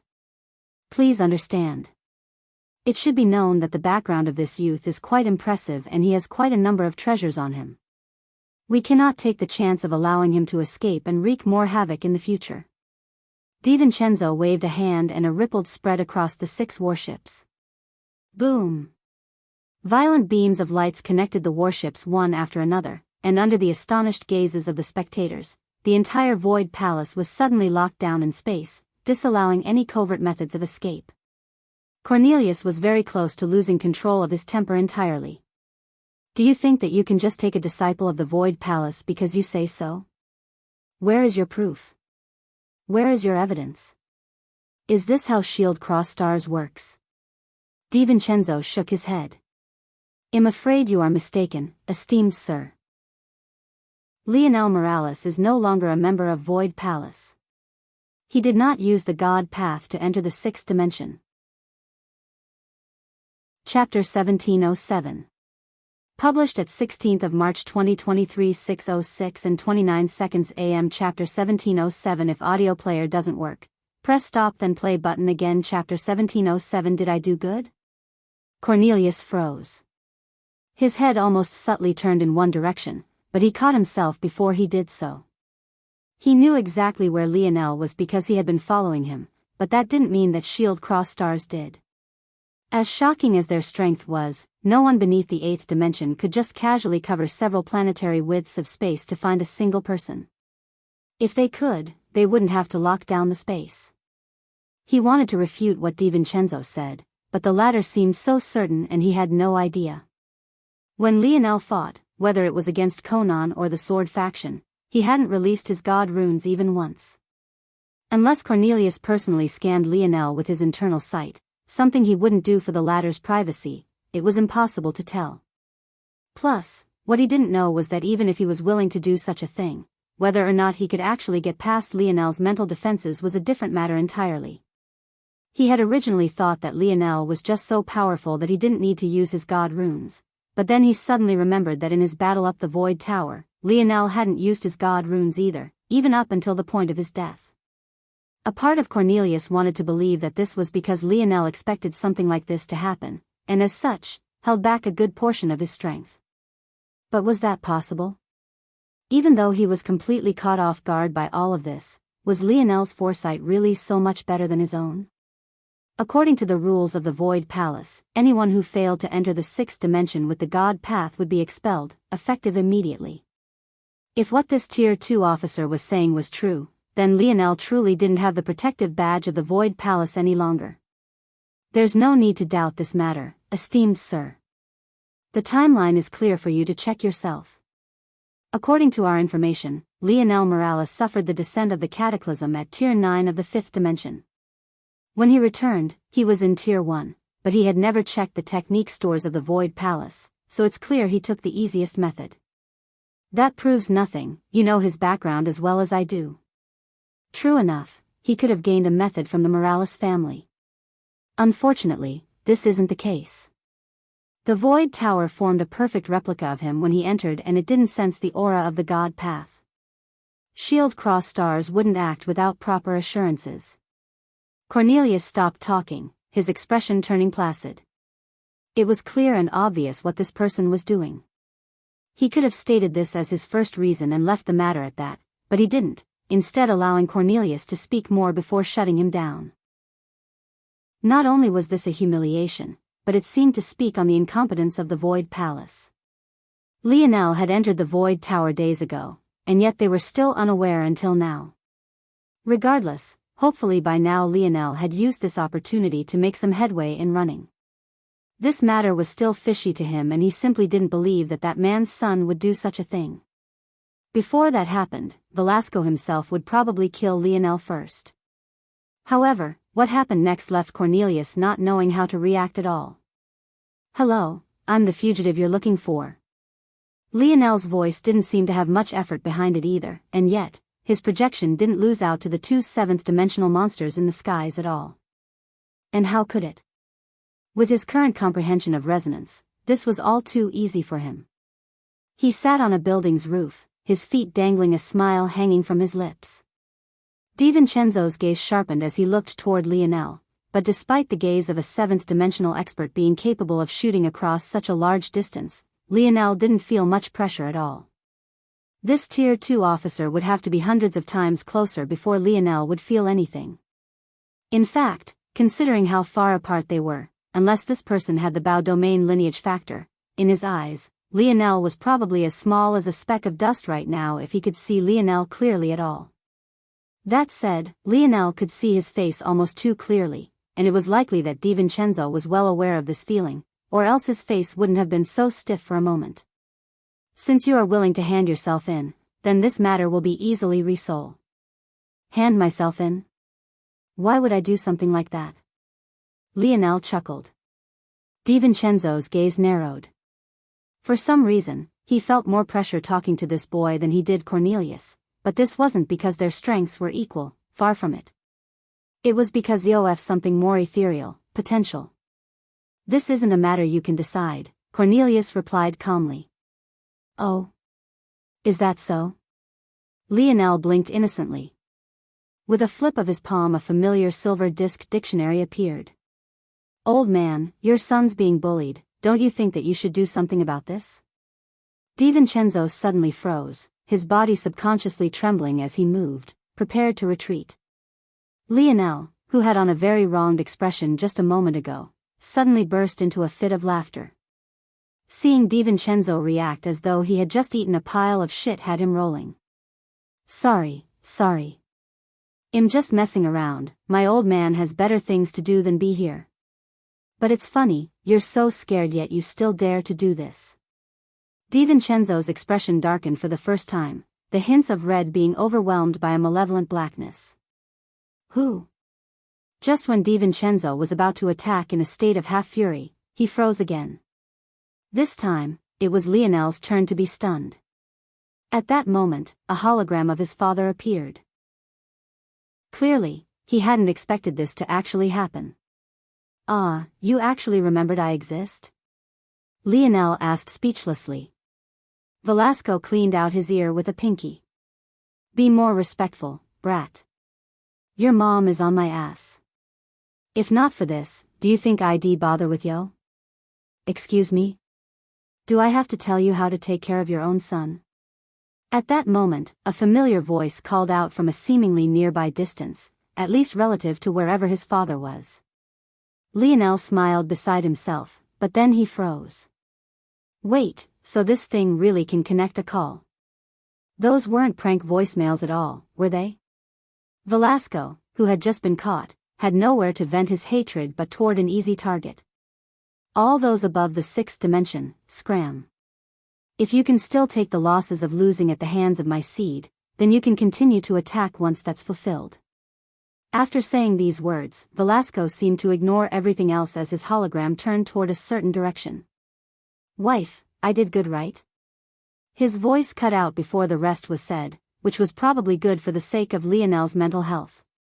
In the skies, though, the calm DiVincenzo seemed to have crimson serpents crawling beneath the skin of his forehead. Chapter 1708.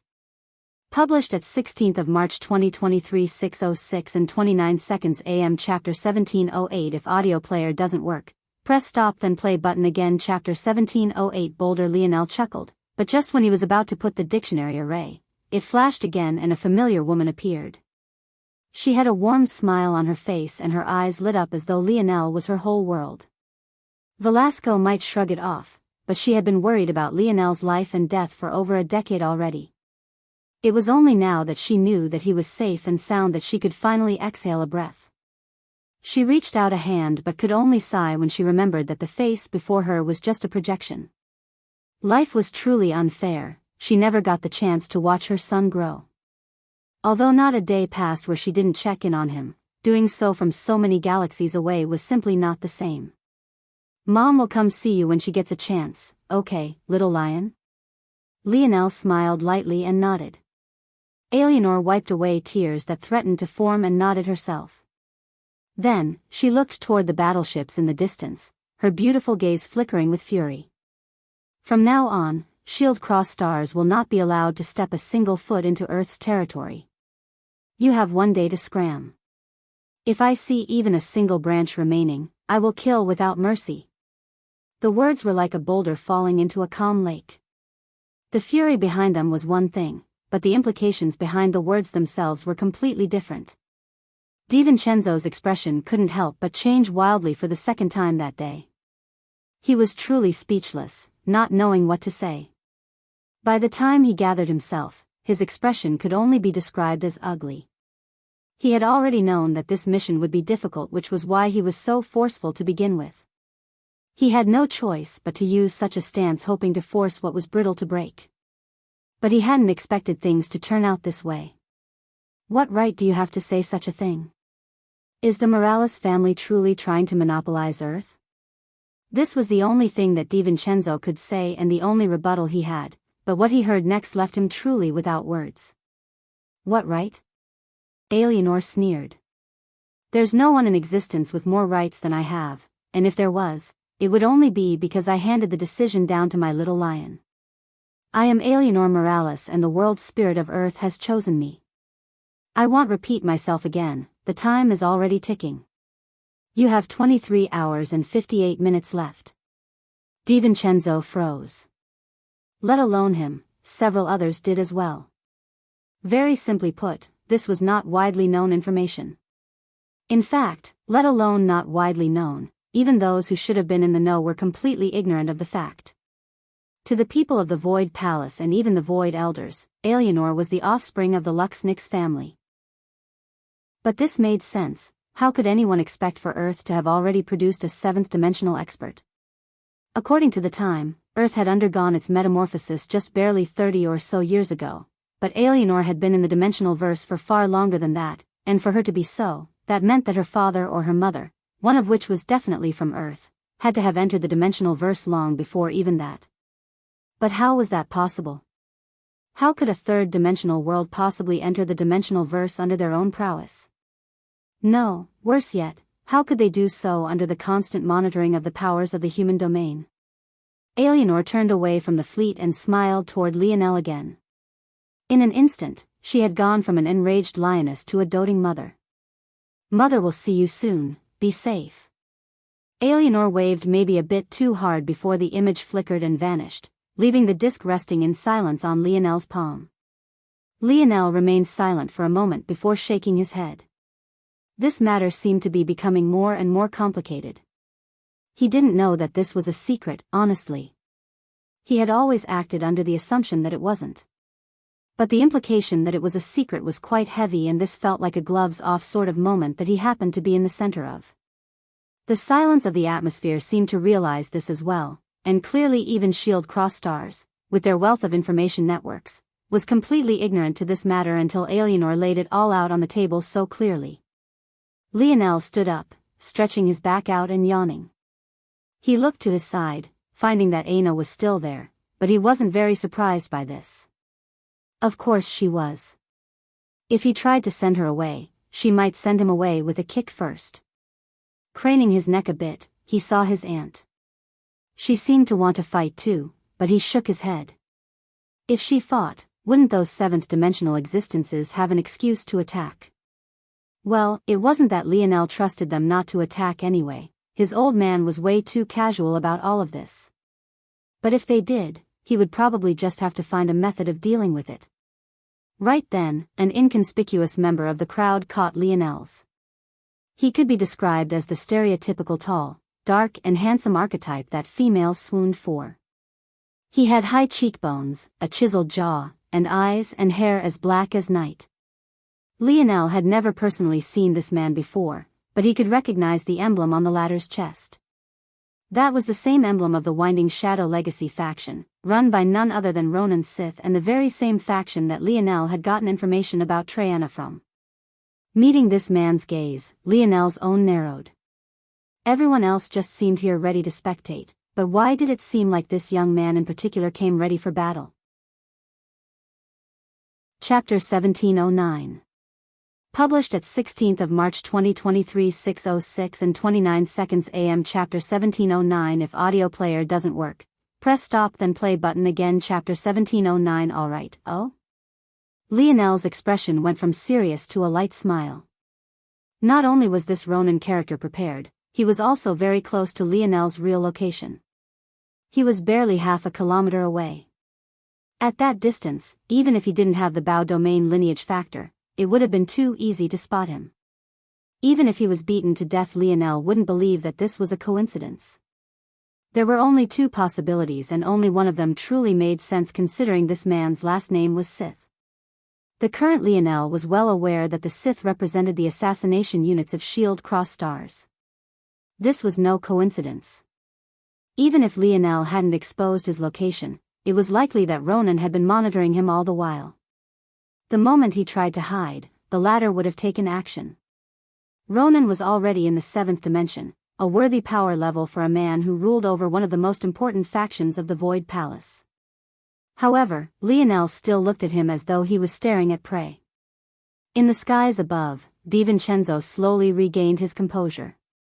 Although things had already gotten out of hand, there was already no turning back. They had come here with the intent to sacrifice for the sake of maintaining order. Shield Cross stars wouldn't bow in the face of power and prestige, or else how would they continue to be the protectors of the human domain? I will give you one more chance to hand yourself in. If you do not comply, not only will you become a Tier 1 fugitive, but your sentencing will be far harsher. Lionel suddenly yawned beside himself. He was truly a bit tired. It took quite a lot out of him to fully assimilate the Void Tower, and he hadn't had time to rest then. However, it could be said that his timing was quite horrible. He was maybe one of the only few men in existence who still had time to be tired in the face of such a fleet of planetary warships. After a moment, Lionel looked away from Ronan and his gaze pierced the veil and landed on Cornelius. Hey old man, there's still a chance here. If the Void Palace does what it's supposed to do and protects its disciples from nonsense, I won't mind being a bit more obedient. But if you don't, well. Beneath the 7th dimension, I doubt there's anyone here who can survive my blade, and I most certainly won't be showing any mercy. So what will it be? Cornelius' expression twitched. This brat, couldn't he lay down his pride for a second and say it nicely? Does he know that these old fogies care about their faces the most? Almost as soon as he finished this thought, Cornelius felt 3 auras appear in the skies. Had Lionel been there when Rosen reported his matters to the Void Elders, he would have recognized them as Void Elder Vimark, Void Elder Gallienne and Void Elder Lisbeth. Gallienne, the female drill sergeant lookalike among them, peered down from the skies with hints of fury in her gaze. However, when Lionel's eyes panned over, he didn't seem to notice her anger at all, as though he was still waiting for an answer and expected it out of one of these 3 since Cornelius couldn't speak. This was truly the last chance that Lionel was giving. No matter how powerful Shield Cross stars was, could they compare to the geniuses of the Void Palace? Only their star-rank path officers would, but even if there were others in hiding while only DiVincenzo stepped out, they would be in the 6th dimension and only equivalent to Void Palace geniuses. If that was the case, what did Lionel have to fear from them, exactly? They'd have to bring out the heavy machinery to deal with them, but by that point, they would also risk killing the disciple of the Void Palace. This was all to say that if there was anyone with a chance of threatening him, it would come from the disciples of the Void Palace themselves, and if they came for him in an attempt to help Shield Cross stars bring him in, well, like he had said, his blade wouldn't show mercy. This could be considered the only chance at mercy he would give. Void Elder Lisbeth wanted to speak, but before she could only smile bitterly as Gallienne finally snapped.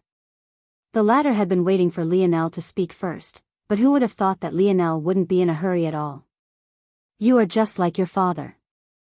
Unruly, completely ignorant of propriety and the greater good. Why should the Void Palace protect a disciple like you, one that is so selfish and conceited? I do not know whether Shield Cross Stars speaks the truth or not, but what I do know is that an organization that has given their all to protecting the peace of the human domain would not speak without reason, and I have also seen your character firsthand. What about you deserves the benefit of my doubt? Lionel suddenly yawned again, this one lasting so long that his eyes watered. Reaching a hand upward, he wiped his eyes and blinked, trying to stave off his fatigue. As real and unabashed as his actions were, they only made Gallienne more infuriated. Each maybe of this family was worse than the last. The father had been unruly and even attacked and killed. The uncle entered and exited as he pleased, although he had long since been expelled and banished. And now the son and nephew was doing as he pleased as well. But the difference between them was that the father and uncle had the capital to be so arrogant. What did this pup have, exactly? All right, Lionel said, lightly stretching. At that moment, his body began to slowly emit a white gold light that only became more blinding with every passing second.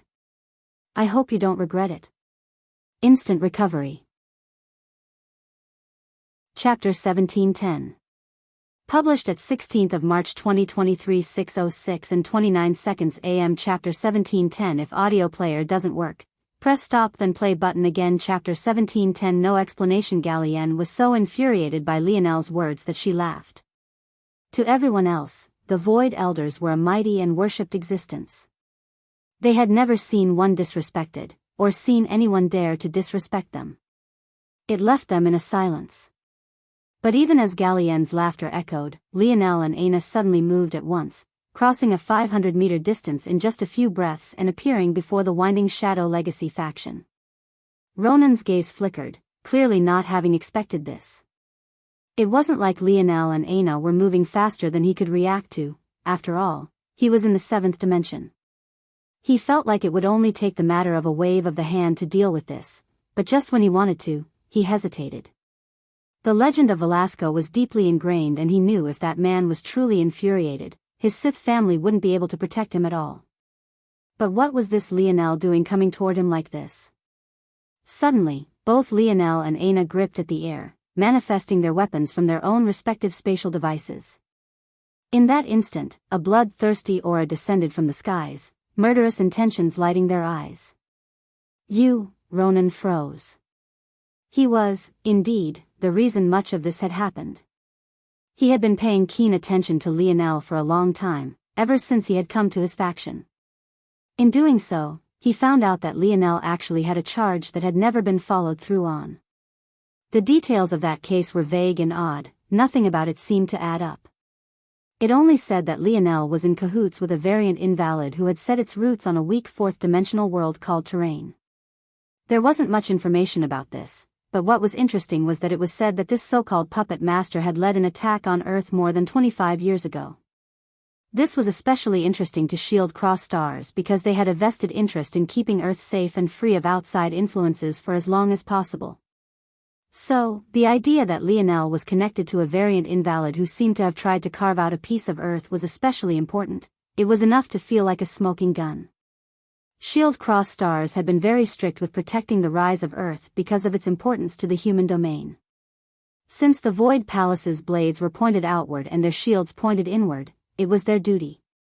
So when evidence that an heir of the Morales family had potentially tried to step over this taboo, it was a huge deal, and Ronan immediately brought this matter to his Sith family, which then pushed it on upward to the wider big brass of Shield Cross Stars.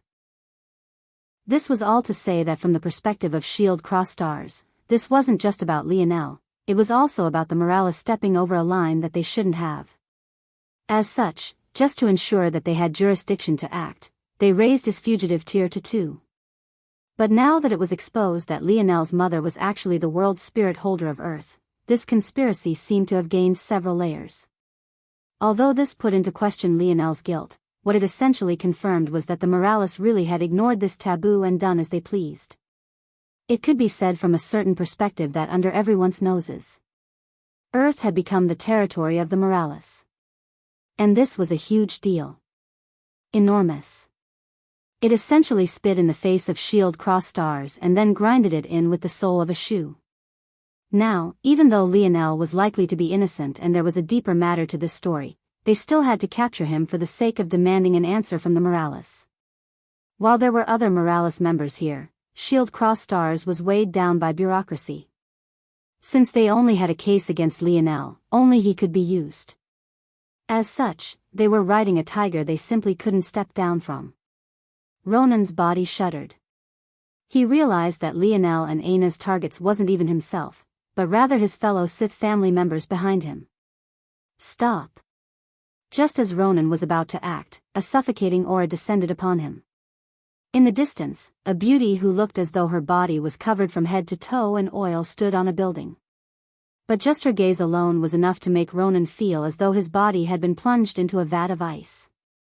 Ronan's eyes turned red, but he couldn't do anything. That moment seemed to slow toward infinity. Lionel met his gaze, the cold indifference within them causing Ronan to shudder for a completely different reason. For a second he truly regretted making an enemy out of this boy. Lionel didn't call him out, he didn't speak words of rage or demand an explanation. The moment he deduced the impetus of everything happening here, he attacked without mercy. He was the same caliber of madman as his father. He didn't care to explain himself. He didn't care to listen to an explanation. He had been crossed and that was all he needed to know. Lionel's spear and Aina's axe swung out together, the momentum of their strikes causing the eyes of the Winding Shadow faction members to widen. They hurried to defend themselves, but many were caught off guard, believing that their leader would have easily been able to stop these two. By the time they realized something was wrong, it was already too late. Blood sprayed beneath the shocked gaze of the spectators. It had only been 2 seconds since Lionel told the Void Elder that he hoped she didn't regret it. To many in the distance, his words hadn't even fully sunk in yet, but blood had already been shed. Gallienne's eyes widened. Boy! The fury behind her booming voice caused the Void Palace to quake. Chapter 1711. Published at 18th of March 2023 7:10 and 30 seconds AM. Chapter 1711. If audio player doesn't work, press stop then play button again. Chapter 1711. Decision. Lionel slammed the butt of his spear in the ground, causing the earth to crack splinter as wild waves of earth force spread out in all directions. After slaughtering dozens with just a single swing of his blade, he didn't seem to be in a rush to run. In fact, he stood calmly, just a few meters away from Ronan, as though he had just killed over 50% of his faction in just a single movement. Aina came to a stop by his side, and it was only now that others seemed to realize that without having even been implicated in this matter herself, she had ensured that she would be with a single action. It was clear that between the Void Palace and Lionel, she had chosen the latter without a second thought. The elders in the sky were absolutely furious, but Lionel only raised his head into the skies, a familiar light smile on his face. He looked unbothered and unhurried. There was only one way out of this place, and that was to cross outside the boundaries of space the 6 planetary warships had put up. Lionel had several ideas on how he might do this, but none of them could be implemented casually, and they most definitely couldn't be rushed. In such a situation, Lionel didn't need to be in a hurry to do anything immediately, so his first thought was to establish dominance. No matter how strong he was, he didn't feel like dealing with an avalanche of disciples coming at him from all directions, so he wanted to prove a few things: firstly that he had the balls to kill, and secondly that he had the power to do so. Too few knew the name Lionel Morales, so they would just have to find out today. In the skies, Cornelius closed his eyes and sighed. The moment Lionel took action, there was truly no taking a step back. Unfortunately for him, as far as Lionel was concerned, the moment Void Elder Gallienne had spoken those words, putting her own pride at the forefront instead of the greater good, it was already too late to take a step back. Gallienne's roar of fury still echoed overhead as Lionel met her gaze. He seemed to be goading her to attack. He wanted to see exactly what the weight of his father's words were. He wasn't exactly being careless with his life. With how things were now, Gallienne and the others were much too far away to attack him. Lionel could see them as though they were right before his face, but even seventh-dimensional experts couldn't attack across thousands of kilometers in an environment that was completely free of anarchic force, let alone here where the densest concentration of it existed. By Lionel's calculations, it would take several minutes before Gallienne could close the distance and enter range to attack him. While others thought that Lionel was in mortal danger already, in truth, the greatest danger to him now was Ronan, who was already being bound by his aunt. As such, in a situation like this one, poking and testing the limits of the Void Elders and the other seventh-dimensional experts was exactly what he needed. Whether they dared to attack or not would decide how he moved forward. In her rage, Gallienne took a step forward, already prepared to blaze a trail toward Lionel and teach this bow a lesson. But at that moment, the old man beside her grabbed her shoulder. Gallienne's head snapped toward Vimark in a rage, but the latter still just shook his head. "There are only 2 choices," he said in a voice that could only be heard by them. "It's either you forget this matter and let it go, leaving it to Shield Cross Stars to handle, or you have the disciples attack. There is no in between. We cannot afford to give that madman a reason to rampage again." "You..." Gallienne was so infuriated that her face turned into a ripe tomato. Her wrinkles shook as though suffering the effects of an earthquake, and her seemingly frail limbs caused space itself to tremble. There are other ways to deal with him. No matter how talented he is still just in Tier 1. If you really cannot handle it, just set it as a goal for the factions and reward them. They've been fighting wars longer than he's even been alive. Of course, do make sure that the other Morales heirs know that if they interfere, they too will be kicked out of the Void Palace. Or, we can simply allow Shield Cross Stars to act as they please. Vimark was well aware of Gallienne's fiery personality. If he simply told her what to do, it would never work. She was fiercely loyal to the Void Palace and had no patience for those who shirked responsibility, especially after she had already sacrificed the whole of her life to this cause. But if he gave her a choice like this, then things would work out much better. Galien seemed to struggle for a moment before she took a breath and released it. When Vimark saw this, he already knew what the decision would be. If it was anything else, then Galien wouldn't be Galien. Disciples of Void Palace. Her voice boomed. The words echoed and many clenched their fists. No one spoke, from the lowest nominal disciple to the highest domain disciple. This was the respect that Void Elders were afforded, the respect earned through a lifetime of sacrifice, the respect given for a group of individuals who lived for the greater good first and their own desires second. Lionel's eyes narrowed. He could feel the prestige bearing down on him, weighing upon his shoulders and seemingly wanting to press him into the ground. Despite the distance between them, it was almost suffocating, more oppressive than any aura he had ever felt before. Hear me well. None of you are to interfere.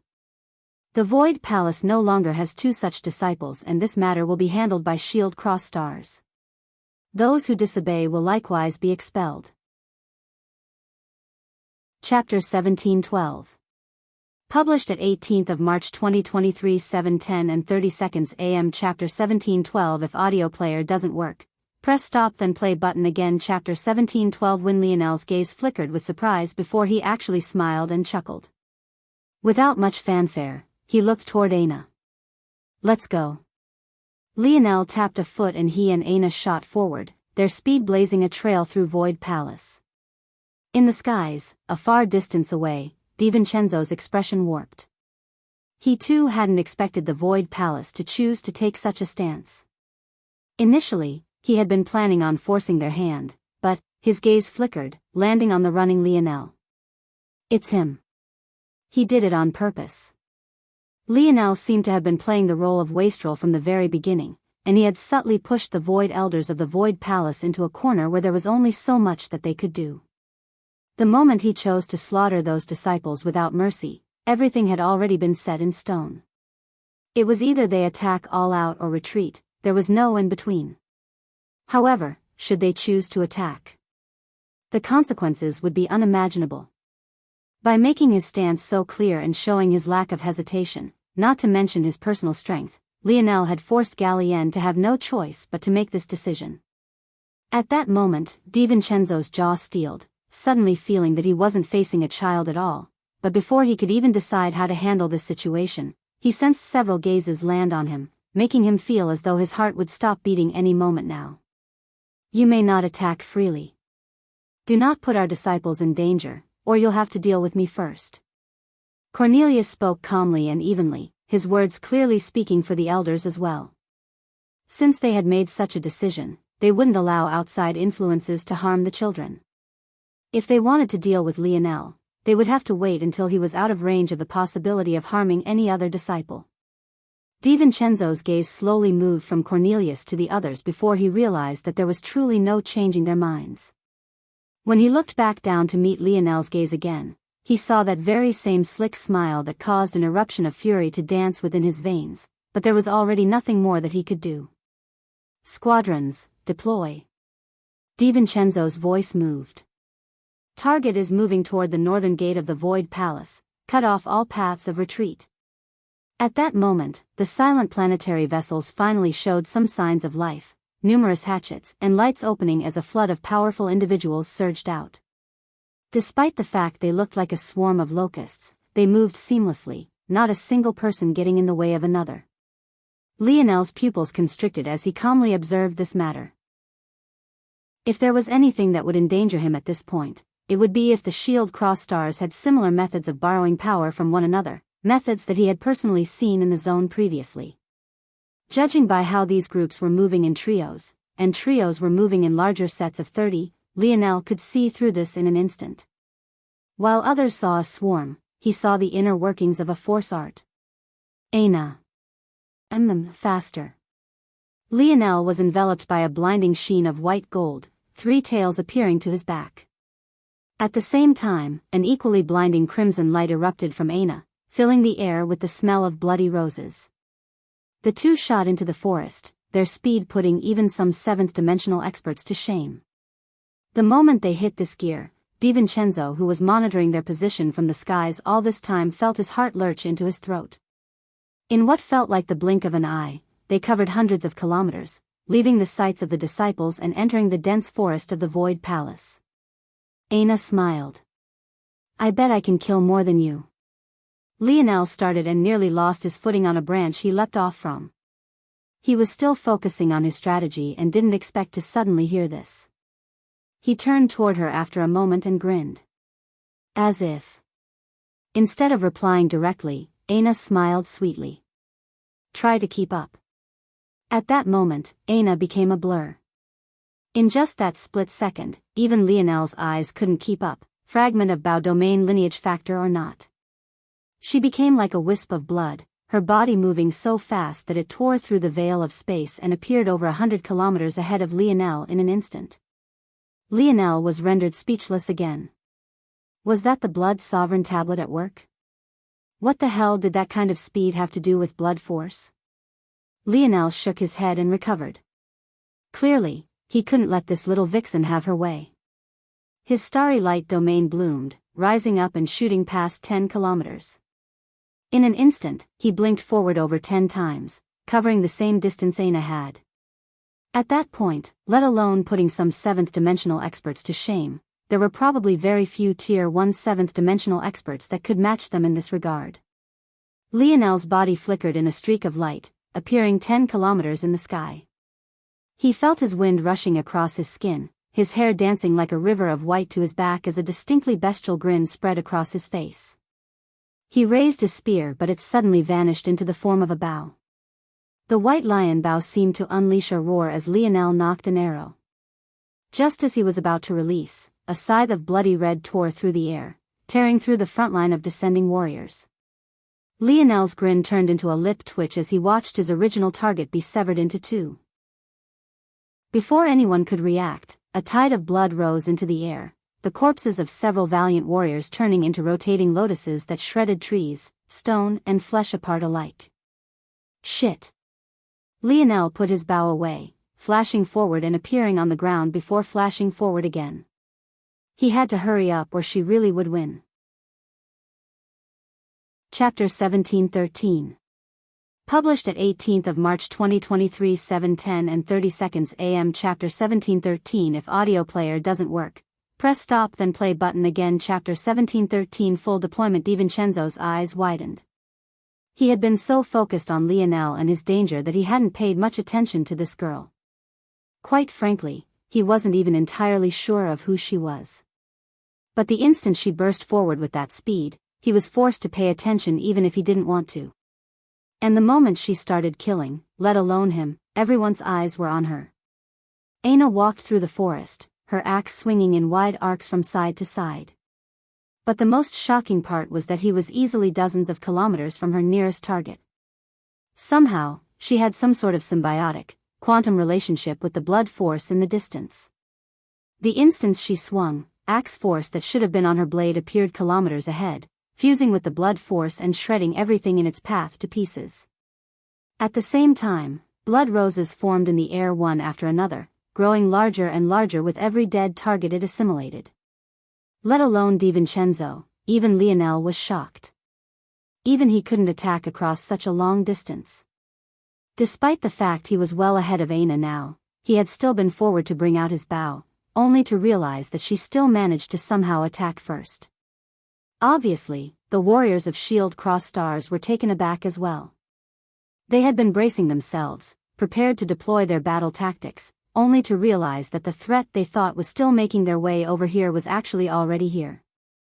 A coercive pressure weighed down on the surroundings, the extremely heavy weight of a powerful might spreading out in all directions. Lionel recognized almost instantly that this mind was Aina's. Her coercive pressure had actually progressed to this point. So that's how. She must have her own version of a dream world or starry spirit domain, but instead this one controls blood force. Lionel's foot pressed into the ground hard, causing cracks to spread out in all directions as he shot forward like a cannon. This was excellent. He thought he would have to worry about Aina being on the front lines, which was also why he planned to use his bow to support her, but if things were like this then he could truly go all out. As he blazed a trail forward, he could feel the heaviness of space around him. Using his emulation spatial force had become easily 3 to 5 times more difficult, and teleporting was an impossibility with the lock in space. But none of that would matter once they left this encirclement. Activate. Activate it now. There's no time, pairs of threes. The words were incoherent, not making much sense to those not of shield cross stars. But it was still enough for Lionel's eyes to narrow. Now, huh? Lionel burst out of a clearing, finding the surroundings to be quite familiar. This could be one of the villages, village 0218 to be exact. However, these villages were only used during disciple recruitment, so they were completely empty now and provided quite a large bit of flat land for battle. Lionel leapt up, clearing the 10-meter wall that had taken him some effort a year ago in a single bound. When he stepped over the other side, he found blood and carnage, a large number of bloody roses hanging in the skies. Behind these roses, the warriors of shield cross stars took up their formations, radiant lights forming around them. For each pair of 3, a shield that seemed formed of starlight took shape. They emitted glittering silvers and radiant translucent blues. If it wasn't for the situation, Lionel might feel that they were quite beautiful. This time, when Aina's blood roses rotated forward, they bent and shattered against the shields, breaking into sprinkling petals of crimson that splashed onto the ground like a puddle of red rain. Lionel's spear appeared in his palm, his gaze turning sharp. He pierced forward, his spear streaking through the distance between himself and them in the blink of an eye. Clang! The trio Lionel targeted was sent stumbling back, but their shield didn't have the slightest crack on it. Lionel's eyes narrowed. The technique was stronger than he thought, and if he let them gather any more together, it would be even more troublesome. If Lionel was correct, these trios could be fused in groups of 10 to create an even stronger shield. Compared to the techniques he had seen in the zone, this was actually much simpler. Because it focused entirely on defense, it could be used with less people and still have powerful outputs. When it was powered by 3 tier 9 6-dimensional existences like this, the defensive power wasn't small in the slightest. The tip of Lionel's spear trembled, a delicate golden light forming around it as the world went silent. Absolute spear domain. Lionel's spear pierced forward once more like a streak of light across the skies. Before the stumbling trio could react, their shields shattered into motes of light, the head of their captain bursting like a watermelon. Lionel appeared in their midst, his spear becoming like the scythe of a reaper. Everywhere he passed, another head would fall. His blade was relentless, and the rotating tornado of his absolute spear domain was even more unforgiving. Over the horizon, Aina caught up, realizing that her long-distance attacks weren't working anymore. Reaching out a delicate hand, she clutched it. The blood roses fused into one, forming a thorny pasture that surged forward. The two cut through the protectors of humanity's peace as though they were nothing more than barbarians. This was the kind of scene that would be imprinted into the minds of all those that saw it. In the skies, DiVincenzo realized the mistake he had made. Sending in squadrons to deal with these duo was simply sending them to their deaths, but having already made such a mistake, it was already impossible to reverse. He grit his teeth, hard, his gaze flickering with ill intent. Full deployment. War Sequence Tier 1. The 6 planetary warships quaked. Many of the warriors were surprised, but that didn't stop them from reacting. Full deployment? That meant that even the ship's engineers and drivers were to enter the charge. However, that was less important than the fact it demanded the elite troops make their appearance. In comparison to this, though, War Sequence Tier 1 was a far bigger deal. It meant that they were meant to treat this assault as though they were reinforcing a Tier 1 fleet. In simple terms, it meant that they were meant to go all out as though facing an enemy far above their pay grade. Chapter 1714. Published at 18th of March 2023 7:10 and 30 seconds AM. Chapter 1714. If audio player doesn't work, press stop then play button again. Chapter 1714. One sentence. Within the planetary warships, the warriors of shield cross stars moved about like the ants of a colony, the speed and organization reaching an immaculate realm. At that moment, within the personal cabins of some of the most elite troops there were, several meditating powerhouses slowly opened their eyes, their auras flashing with a robust heaviness before retracting into gentle streams of cool wind. One after another, they stood. Each one of these individuals was completely in the nude, soaking in a dense jelly-like substance. They stepped out with a movement and immediately became dried beneath an odd, inexplicable process. They dressed themselves systematically. The rhythm was so smooth and without hitches that it would be clear to anyone watching that they had done this thousands of times. Although their rituals were all different, each one had one that they had drilled into their minds over decades. However, no matter how different their processes were, in exactly 3 seconds, they all had finished dressing themselves and stepped out. The moment they did, the hustle and bustle of the planetary warship seemed to slow and quiet, the echoes of their footsteps setting a new rhythm that they all fell into. They stretched out their hands.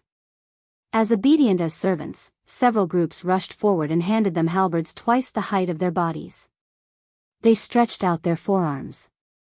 In just as quick movements, several more groups rushed forward and handed them shields that weighed as heavy as mountains. The moment they were equipped with weapons and shields, their steps only became heavier, the rumbling momentum causing even the warship itself to quake and shake. The more these echoes resonated, the more controlled the others seemed to become. With every passing second, the cohesion of the group grew further. Even as they increased their pace of movement, the smoothness remained the same and, in fact, greatened. As though they were perfectly choreographed traffic, no one interrupted the path of another person, even to the point their shoulders didn't brush. These entities stepped out, reaching the bow of their ships as crowds of warriors, previously seemingly moving in an unorganized swarm, formed neat and even lines to their back. For each one of these 6 planetary warships, there were 12 such existences, each one wielding the very same halberd and shield. The uniformity was immaculate. Their faces seemed hardly recognizable to the public, but to the terrorist organizations of the dimensional verse, they were all too well known. Captain Zulgella. This name meant nothing to the vast majority, however to the people of the colloquially known Zealot sector, his name rang fear in all of their hearts. The so-called Zealot sector was a region of the human domain where there was an increased activity in gods and faiths due to certain unique opportunities presented. Unfortunately, that also made it a hotbed of religious extremists and cults which took advantage of the poor and needy, feeding them into systems that created sex trafficking rings and began cycles of hatred. This region was Captain Zulgella's stomping ground. Over the years of his dominance, he came to be known as the Guillotine Apostate. The number of shrines and places of worship he had felled beneath his blade and soaked beneath rivers of blood were too numerous to count. Captain Earth. This name meant nothing to the vast majority, however to the people of the Skyward sector, her name shook their souls and sunk claws into their hearts. The Skyward sector was one of the few barbarian sectors of the human domain. There were only 2 methods of gaining such a title, both of which usually came hand in hand. The first was that there was not a prominent human family or organization in majority control of the land, and the second was that it had a population of non-human exceeding 20%. The Oryx were not the only non-human race in the human domain, there were batches of others in minority positions that had learned to coexist with humans, one of which being the Skyward race. Still, in such regions, the locations tended to be particularly lawless. Since these regions could not be controlled by humans, it was obvious that the humans there tended to be quite weak and the other races there tended to be quite strong. Due to other powers being more focused on their own regions and maintaining control, Shield Cross Stars could only do its best to maintain order. When Captain Earth gained jurisdiction over the Skyward sector, though, what once was a lawless region quickly became great obedient. Even now, the odd-winged race followed to her back, having wings that alternated in leather skin and feathers, while having faces with prominent noses seemingly built with aerodynamics in mind. Alone, she had subdued an entire sector. Captain Vimward. This name meant nothing to the vast majority. Even to the people of the Necro sector he oversaw, this name was completely unknown to them.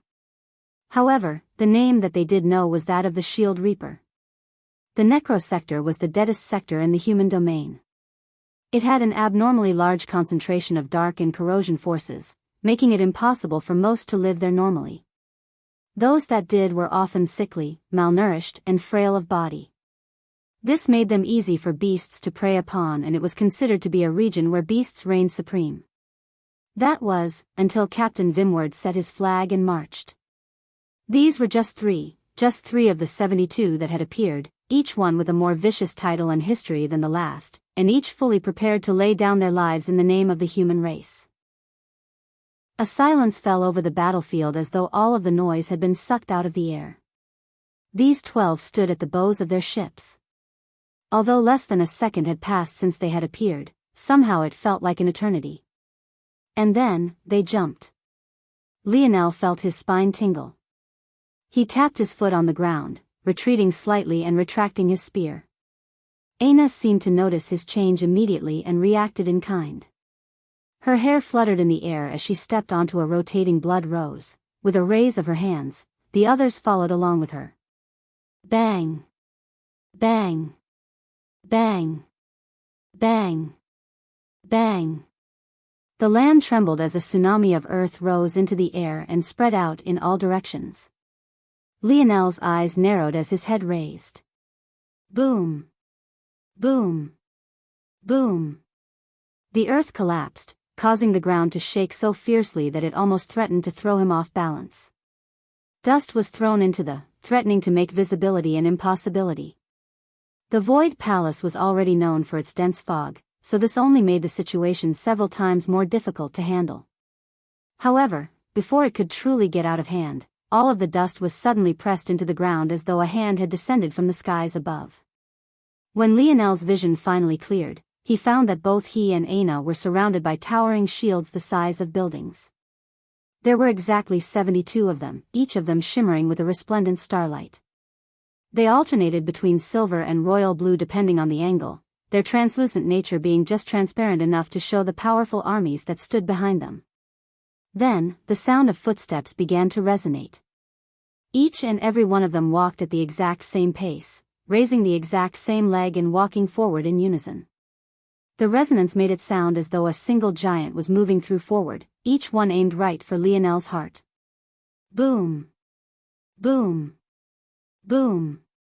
As they moved, the encirclement closed in, closing all paths of retreat. Lionel slowly relaxed, exhaling a long breath. It seemed that he probably couldn't play around anymore. His head angled upward again, looking toward the 6 planetary warships with narrowed eyes.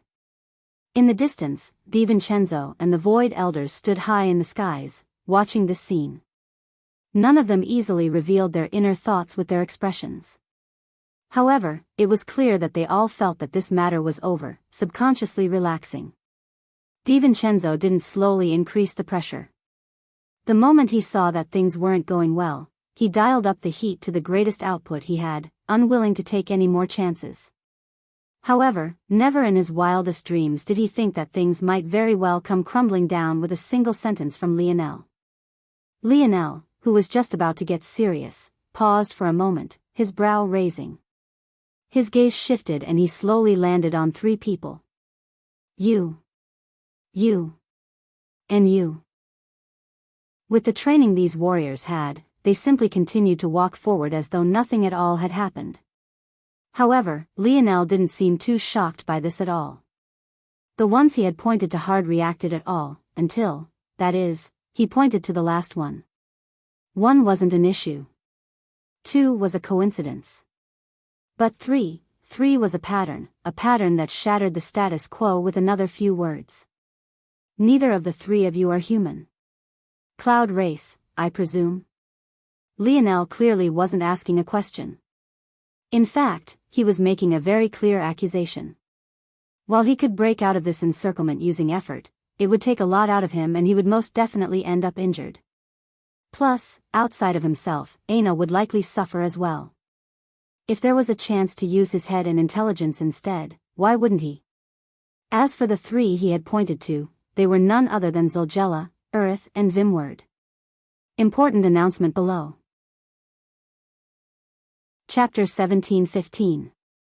Published at 22nd of March 2023 7:39 and 45 seconds AM. Chapter 1715. If audio player doesn't work, Press stop then play button again. Chapter 17:15 1 for 1 let alone everyone else. Even Ana's expression flickered when Lionel said this. After a brief moment of surprise, DiVincenzo immediately believed that Lionel was speaking nonsense, and if he did so, there was even less to say about the marching warriors of Shield Cross Stars. With their training, it took more than just a few words for their focus to waver. But who was Lionel? Was he a fool who couldn't understand something so simple? The moment he finished speaking, his body flickered and vanished. When he appeared once again, not only was he right before Captain Vimward's troops, his body was enveloped by a radiant bronze aura that shone brighter than even gold. With the way his hair danced and his spear struck forward, he looked like the descendant of a Greek god, everything from his demeanor to his aura releasing a stifling, undying pressure. The sound in the world vanished and a vast painting seemed to unfurl to Lionel's back. Seas of blood, rains of bone, lands of flesh appeared. Anyone laying eyes on it felt their hearts tremble. In that moment, it felt as though the light smile that always hung from Lionel's lips was no more than a mask hiding behind it the black heart of a demon. Lionel's spear became like a river of blood, the mere tremble of its tip causing tsunami-like waves to spread out to the left and right. All the while, his gaze was locked onto Vimward's. There didn't seem to be any emotion behind it. There was no coldness, no happiness, no anger, no fury, there was nothing but a vast, unfathomable depth, one that seemed to peer even into the souls of those who looked into it. Vimward shuddered, his expressionless visage finally trembling somewhat. The cadence of the march shifted only the slightest bit, but that was enough for the radiant shield to dim just the slightest bit. Bang! Lionel's spear collided with the shield. He felt as though he had met a steel wall with the fist of a mortal. His forearms and wrists trembled, threatening to snap on impact. However, at that moment, the radiant bronze aura trembled, spreading out the reverberating impact toward the ground beneath his feet and the air around him.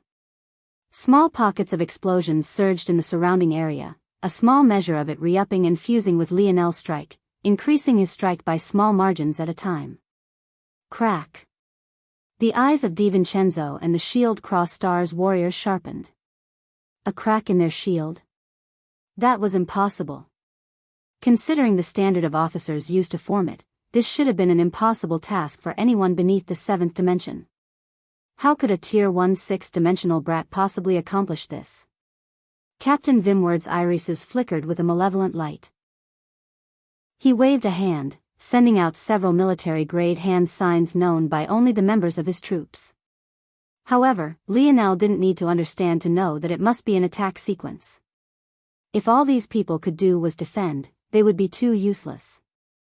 The power of this formation was something Lionel had already seen through, and it was something he could have seen through even if he hadn't personally read some anecdotes about it in the Void Library.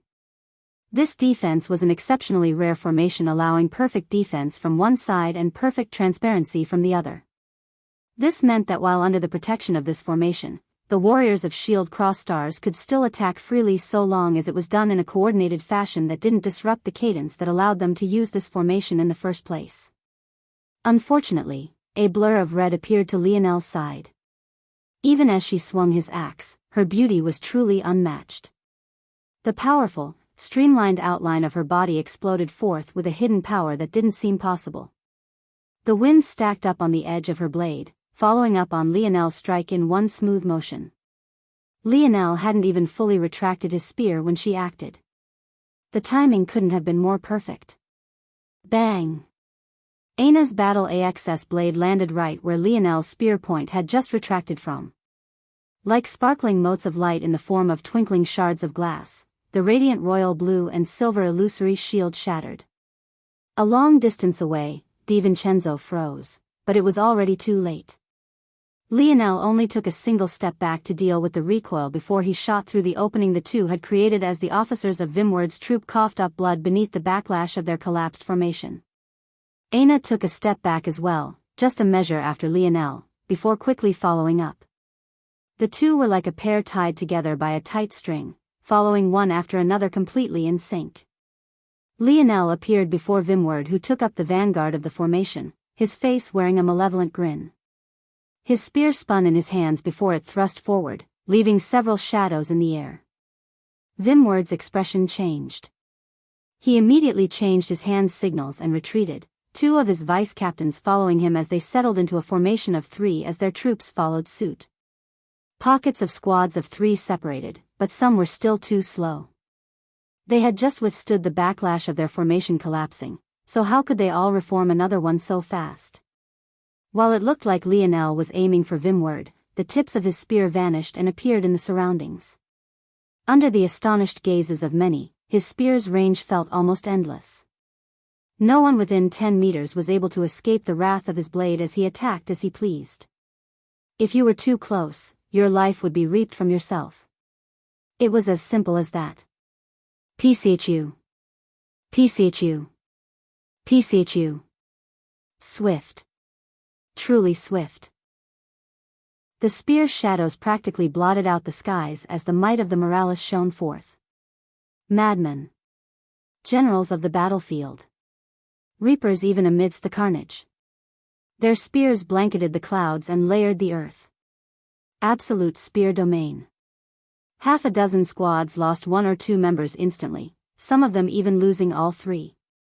Without their organized squadrons, they were no longer able to form their smaller shield formations, and better yet, those that were further away didn't have time to reinforce Vimward and his vice-captains.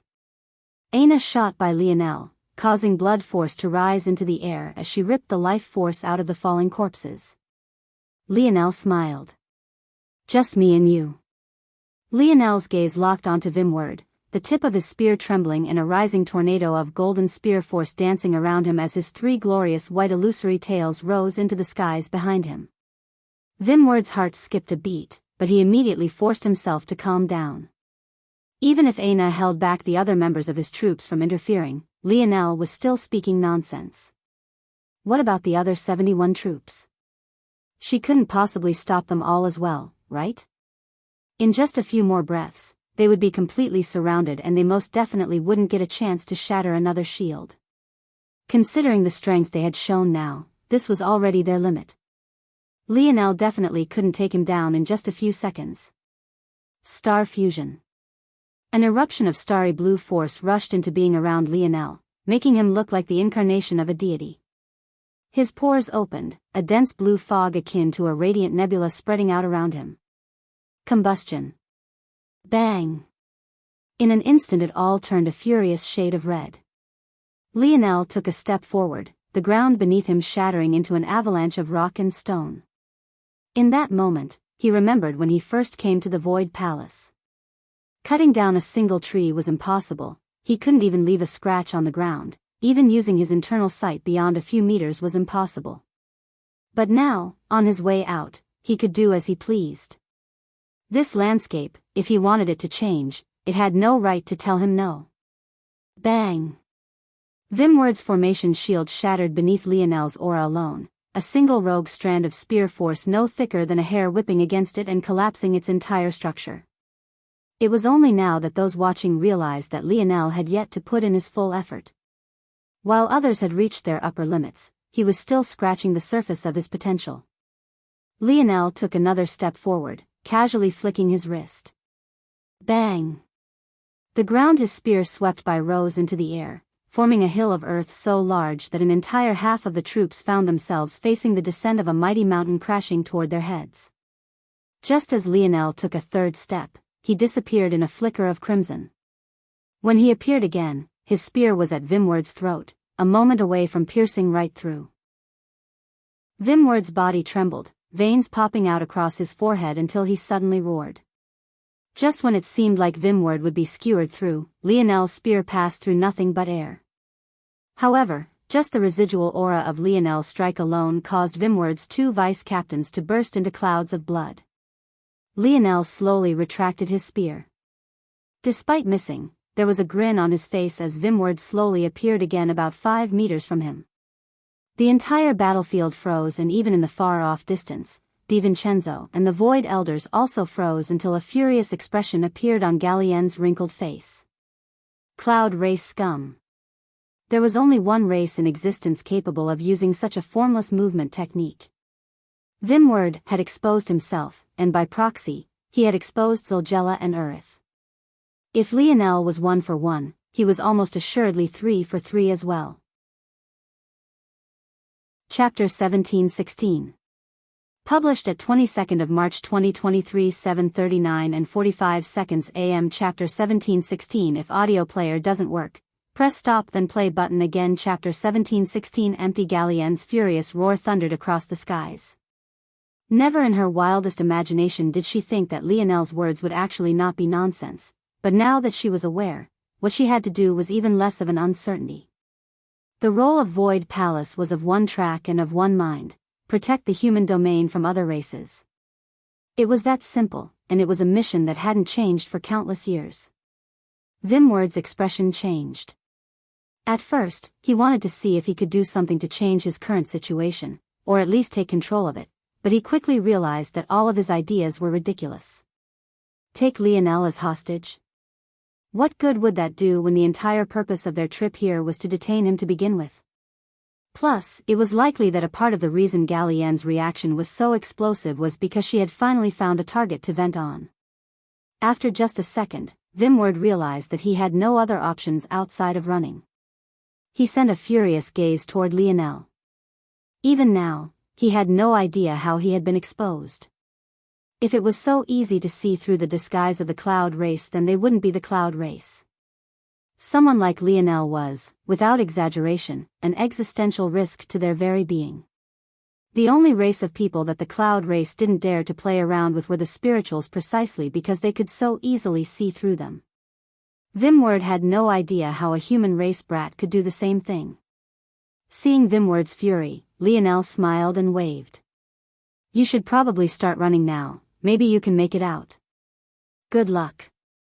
Seeing Lionel's smile, Vimward's body trembled with fury. In a spike of rage, the aura of a seventh-dimensional expert rippled out in all directions, emitting from his body in waves. However, rather than being shocked or scared like Vimward thought Lionel would be, Lionel's smile still hadn't faded. What a joke. If Lionel could see through Vimward's Cloud Race disguise, why wouldn't he be able to tell that the latter was actually in the 7th dimension? But now Vimward had to make a choice. He could either test his luck and try to kill Lionel, or he could run. If Lionel managed to survive his first strike, he wouldn't have time to send a second before avoiding detection would be impossible. The Void Elders were still far enough away that he and the others could escape, and it would take far more than just a few exchanges to bridge the gap, but the main issue was a matter of whether they would be able to track them or not. If Vimward left right this moment, his trail would disappear by the time they caught up. But if he delayed, there was no telling. It was clear by Lionel's smile that he seemed to understand this quite well. Vimward grit his teeth for a moment before all of his fury vanished into a puff of air. In an instant, he had regained all of his calm and there was no longer the slightest ripple in his eyes. Without hesitating anymore, he turned and vanished, plumes of cloudy fog and energy following his path. The corner of Lionel's lip curled as he watched Vimward run. At the same moment, Zulgella and Earth no longer hesitated as well, breaking free from their formations and rushing away. What Lionel found interesting, though, was that they were all alone. He couldn't help but wonder what the plan was, exactly. Did the Cloud Race plan to overturn Shield Cross Stars with just 3 individuals? That didn't seem likely. It was either that these were rogue members, or, Lionel's expression flickered for a moment as chaos ensued. With the collapse of just 3 formations, logically, there should have been more than enough organization remaining to deal with the situation, but the Cloud Race had quite some spectacular methods of their own.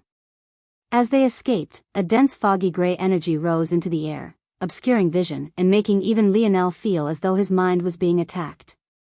One after another, the formations wavered and collapsed, the glorious shields cracking and shattering right after them. Lionel's eyes narrowed. With a step, he appeared by Aina's side. Wrapping an arm around her waist, he took another step and crossed large distances at a time. Boom! Boom! Boom! Perfect. Lionel thought with a grin. He didn't need to see to know what happened. Just now, Vimward had definitely reached the spatial lock barrier and used some method to destroy it. In an instant, Lionel felt his emulation spatial force loosen up and he felt freer to move. In reality, Lionel had many other plans for this day. If he had the skill to draw spatial arrays capable of helping him escape a zone, something that was supposedly impossible up until the moment he did it, this spatial barrier had no method of stopping him either so long as he had some time. He had originally wanted to deal Shield Cross Stars a blow for being so annoying, which was why he had taken this approach. But the idea that they had 3 spies in their ranks that caused their collapse while they were supposedly chasing after a fugitive was far more cathartic than anything else he had planned. In fact, he found it absolutely hilarious. That said, that didn't mean that he would just leave things as is. Taking advantage of the fog, Lionel deployed his starry spirit domain and added some fog of his own. Overlaying it with emulation spatial force, he created an illusion of his surroundings that had everything but an image of himself and Aina, effectively allowing them to disappear into thin air. Lionel was sure that there were many still trying to pay close attention to his actions, but no amount of scrutiny would stop him. In just a few minutes, unbeknownst to anyone, Lionel stepped onto an empty planetary warship with Aina by his side. Chapter 1717. Published at 22nd of March 2023 7:39 and 45 seconds AM. Chapter 1717. If audio player doesn't work, press stop then play button again. Chapter 1717 or me? With a thought, Lionel split into several clones. From start to finish, his dream world was entirely locked onto the vessel, splitting it into components and rebuilding it in his mind. If one looked into his mind right this moment, it would be possible to see tens of thousands of gears, pipes, wires, engine pieces, gas exhausts. The number of things was endless, and even when it seemed like they couldn't be cut down any further, he would still split them into more. In just a few minutes, Lionel understood the flying vessel better than even the engineers who worked on it every day. If he had to, let alone fly it, he could build it from scratch with nothing but raw materials.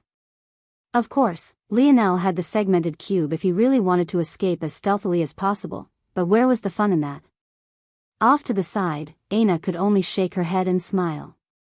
With the segmented cube's abilities, they would probably already be a solar system away by now, but this man insisted on never suffering a loss. As far as Lionel saw it, pointing out some traitors in Shield Cross Stars midst might embarrass them, but it was ultimately a net positive for them. As things went, he had just done them a favor, and it wasn't the first favor he had done for the human race either.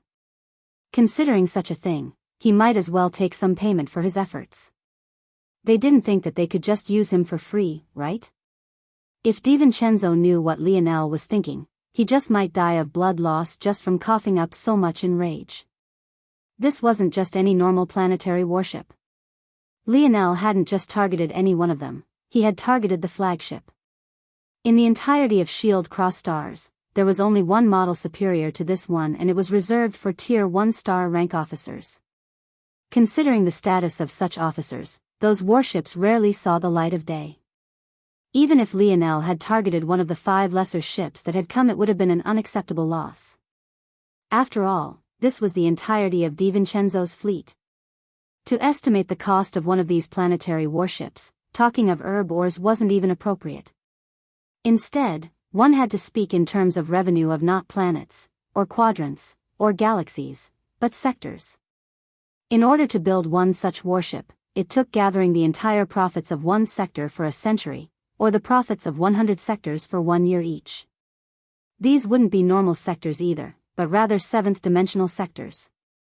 In the entirety of the human domain, there were only a few hundred such sectors to begin with. This meant that even if the resources of the whole human domain were pooled together without the slightest reservation, only about 4 or 5 of these ships could be made per year. And that was only if no one cared about spending funds on anything else. To say that stealing this ship was a bit of an overkill was understatement, and Lionel most definitely couldn't claim to be ignorant about it either, considering his status as a craftsman. He simply didn't care. They would just have to obediently swallow this loss. Lionel grinned. Nice. His greatest worry had just vanished into thin air. This ship didn't need to be powered, it was self-sustaining. How lovely, it was like they had put it on a platter just for him. At that moment, all of Lionel's clones were in place and the ship rumbled just a single time, shocking the whole of the Void Palace. DiVincenzo, who had been in mad pursuit of the Cloud Race trio, felt his heart skip a beat. It wasn't that he hadn't wanted to use the ships to rush after them, but the problem was that manning such a large warship required hundreds of crewmen and engineers, but he had deployed them all to chase after Lionel. It would take too much time for them to get back and start everything up. Never had he thought that someone would actually take this opportunity to steal their Tier 2 star warship. If anyone had told him that this would happen before, he would have laughed in their face. How could two people steal a planetary warship? He would have thought that one would have to be woefully ignorant to even think such a thing was possible. But it was actually happening right before his eyes. "I'll be taking this as repayment, no need to thank me." Lionel's voice echoed through the void, but he had already stopped paying attention to the situation around him, turning toward Aina with a smile. Aina raised an eyebrow, pretending not to understand the look in Lionel's eye. But before she could react, she was squealing as he swept her into his arms, her battle axe forgotten at the bow of the ship. Lionel carried Aina into the ship, his lips sealing over her own as he walked about with his eyes closed. He cradled her thighs to either side of his hips with his forearms, his two palms firmly planted on her ass. The two of them seemed to completely forget the rumbling of the ship, lost in their own world. They left a trail of clothing in their wake, a piece of fabric falling away with every step that Lionel took. Lionel kicked open a door, slamming it shut behind him with a heel.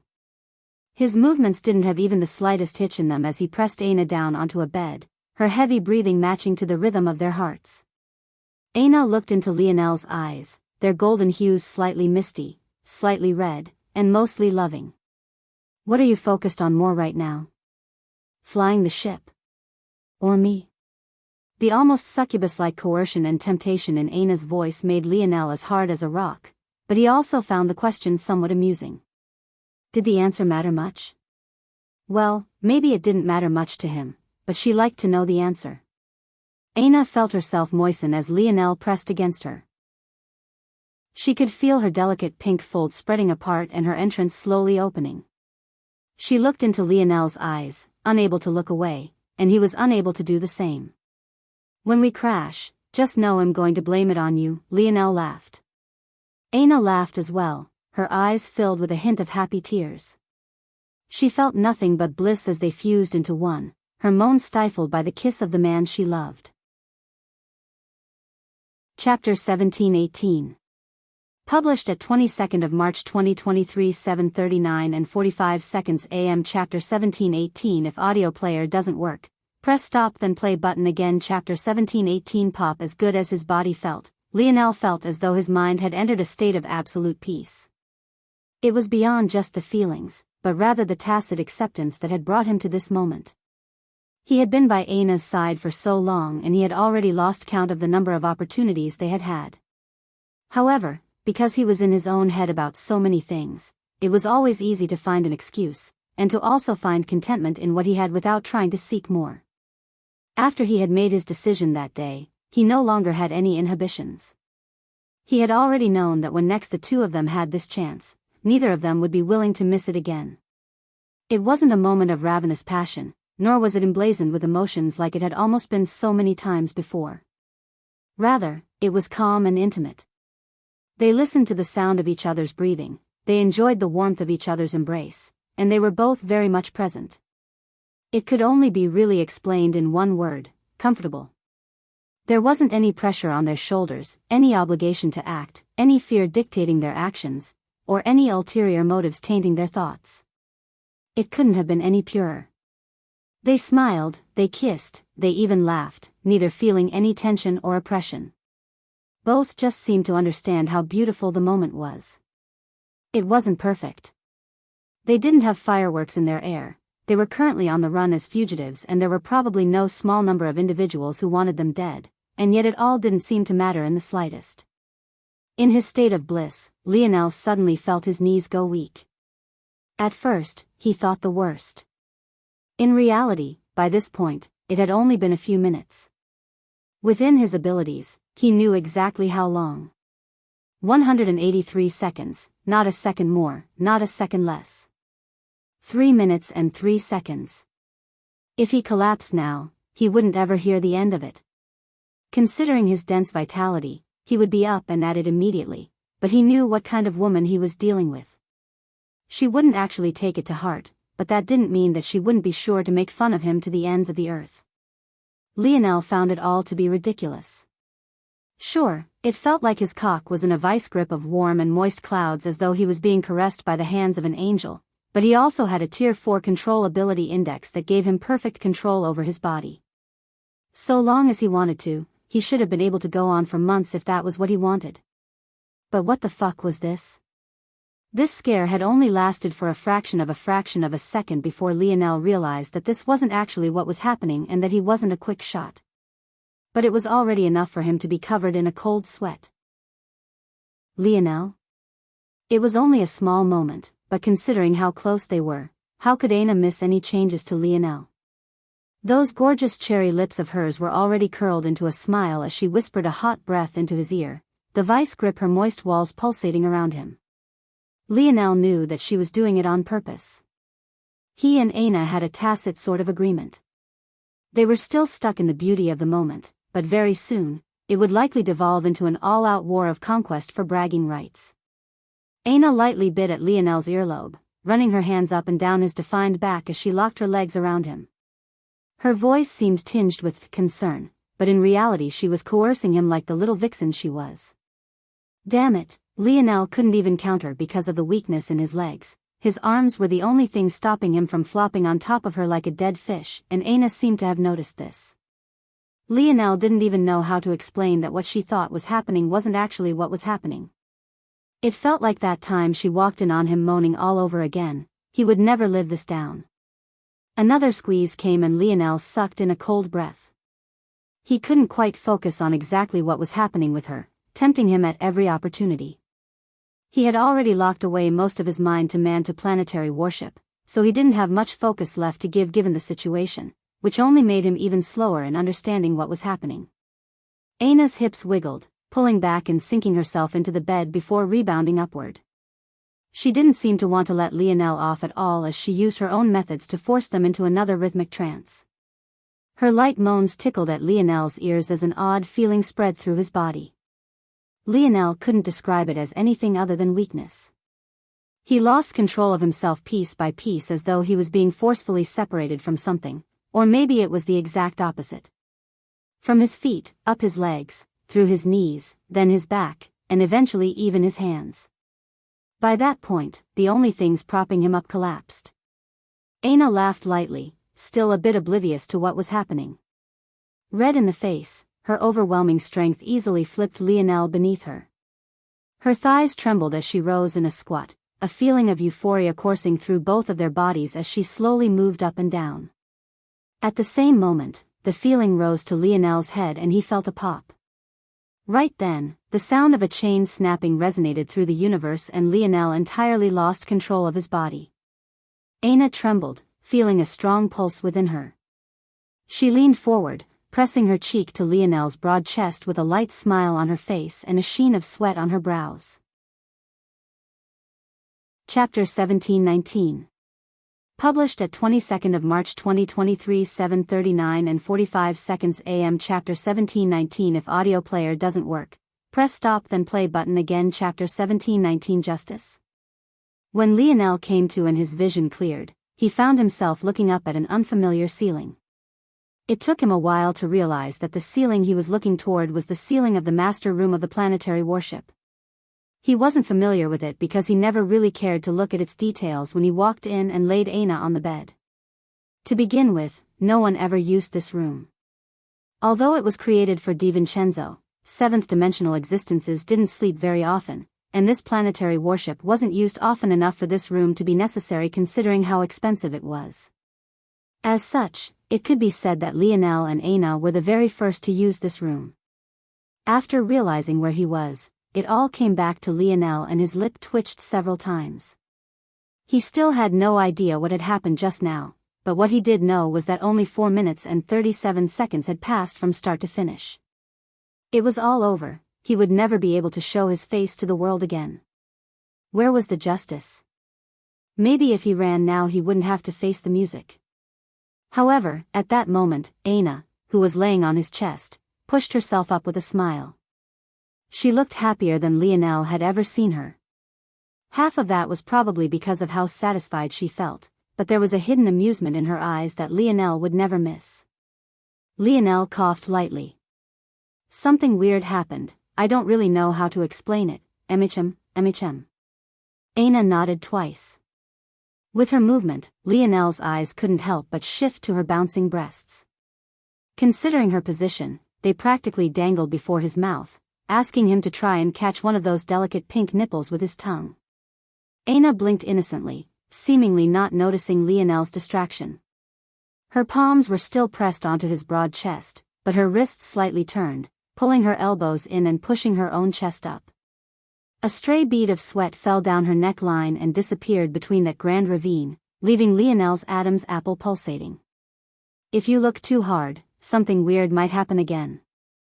Lionel was so distracted that it took him a moment to pick up the teasing words.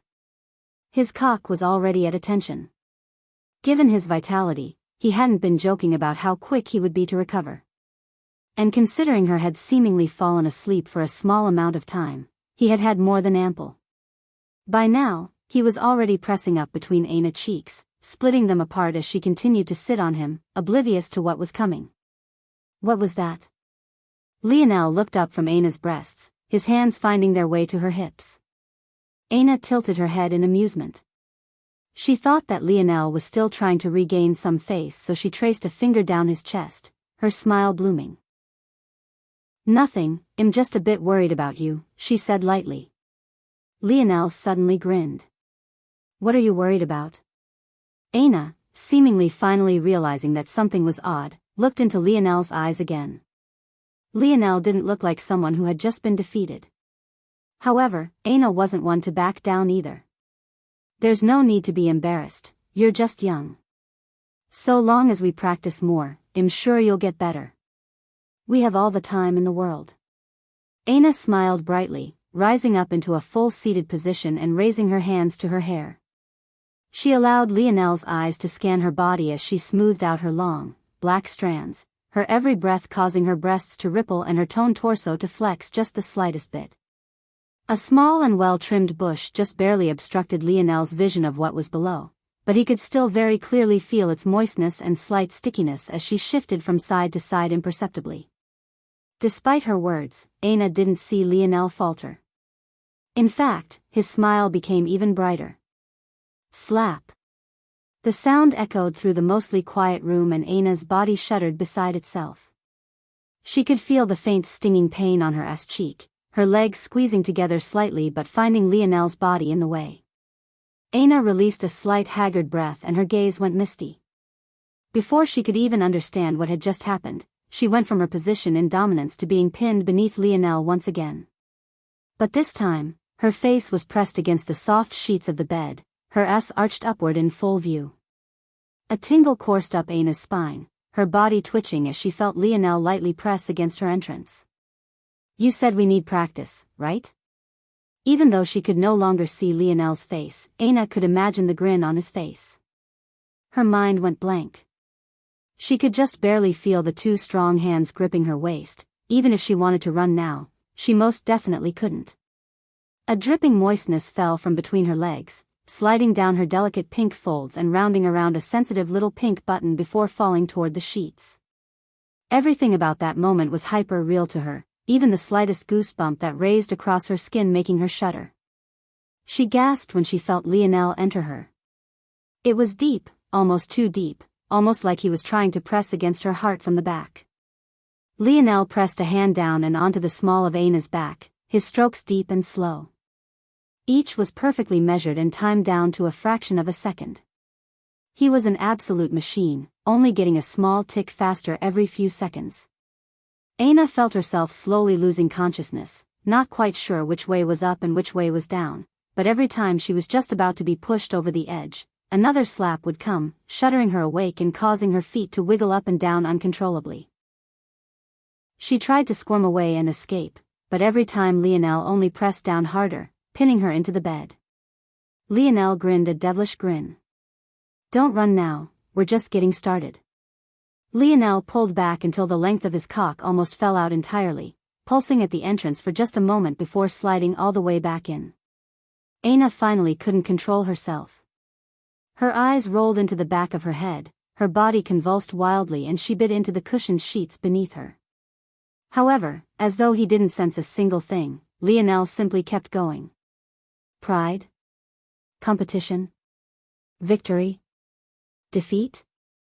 She forgot it all. Just a few minutes in, she was moaning so loudly and without restraint that her coercion spread across the depths of space. An hour and her voice became too hoarse to make any noise, and all that came out were whimpers. 3 hours and she laid on the bed limply, the only thing making it clear that she was still alive being the haggard breathing and slight twitches from time to time. From start to finish, Lionel's devilish grin never faded. What could he say? He hated to lose, even when it came to bedroom activities. Chapter 1720. Published at 22nd of March 2023, 7:39 and 46 seconds AM. Chapter 1720. If audio player doesn't work, press stop then play button again. Chapter 1720. Thoughts. Lionel finally let Aina go when she really couldn't handle anymore. In truth, given the strength of her body, it was really hard to hit that limit. Even going for days wouldn't be a problem. But this wasn't an issue of her strength, but rather one of her mind and nerves. There was only so much she could take before she was really overloaded and pleasure became pain, and unfortunately for her, Lionel was an expert at reading and reacting to such a thing. Lionel smiled with a more than content smile on his face, a feeling of euphoria spreading out across his body as he delved into the deepest parts of Aina's body, releasing what he had been building up for several hours already. It was the greatest feeling in the world, too great to be described in just a few words, so he didn't even bother to try. He collapsed onto the bed, beads of sweat falling down his brow. He was ready to pull out and take a nice rest, but Aina's hand gripped his wrist, which rested on her hip. Toward this, he could only chuckle inwardly. Of all the things this woman found the strength left to do, it was actually this. It was more than a little amusing. Lionel wrapped his arms around her waist and obliged, falling into a deep sleep. Lionel awoke to the shuddering of the world around him. For a moment, he was groggy and confused until he snapped awake. Shit. Before, Lionel had been joking about crashing the ship, but to think he would actually mess up so royally. Lionel shot up. The situation wasn't bad, he had just accidentally navigated the warship into an asteroid belt. As things went, it could be far worse. But then again, it could also be far better. Running through the protocols, Lionel sent out his clones once again and activated a series of commands. Soon, the ship was enveloped by a force field of repellent force and the shaking came to a stop. What shit tier luck, Lionel grumbled internally. 99% of space is empty and I just had to be the lucky guy that ran into an asteroid belt. Luckily, the ship was just fine. The rocks of this asteroid belt couldn't possibly hope to harm a ship of this caliber. It was more likely that the asteroid belt would be ground to dust before a scratch was left on this vessel. But Lionel wanted to be more cautious. After all, he definitely couldn't afford to build this ship currently and he only had one of them. Of course, there would come a time where this ship was useless to him, but that would be a problem for the future. The so-called self-sustaining nature of the ship was due to its self-contained nuclear fusion reactor. Given the core's quality, it could withstand a decade of heavy usage without running out of energy, and the best part was that there wouldn't be any significant changes until it ran to the very end of its lifespan. That said, heavy usage implied war-torn times and the human domain hadn't seen such a thing in a very, very long time. Under normal, more benign use cases, even lasting a century wouldn't be a problem. This was only the third time this ship was ever used as there was rarely a need for it, as such its core was very fresh and new. Lionel didn't mind using it up a bit to make sure that nothing untoward happened to the ship as a whole. Lionel exhaled and wiped a bit of sweat off his brow. This could have definitely been worse. He could have been woken up to their crashing through a planet. This warship wasn't called a planetary warship without reason. It was bigger than most moons and could definitely run through some planets. The real trouble was what kind of damage would result in doing such a thing. Lionel was unwilling to find out just yet, and he was lucky that he didn't have to. With everything handled, Lionel went back to the master room to find that Aina was still sleeping. This silly girl had actually slept through a near-death catastrophe. He could only speechlessly commend her. Lionel sat on the bed and found his eyes drooping again. This time, he learned his lesson and put the warship in idle. He couldn't put his shiny new toy in harm's way again.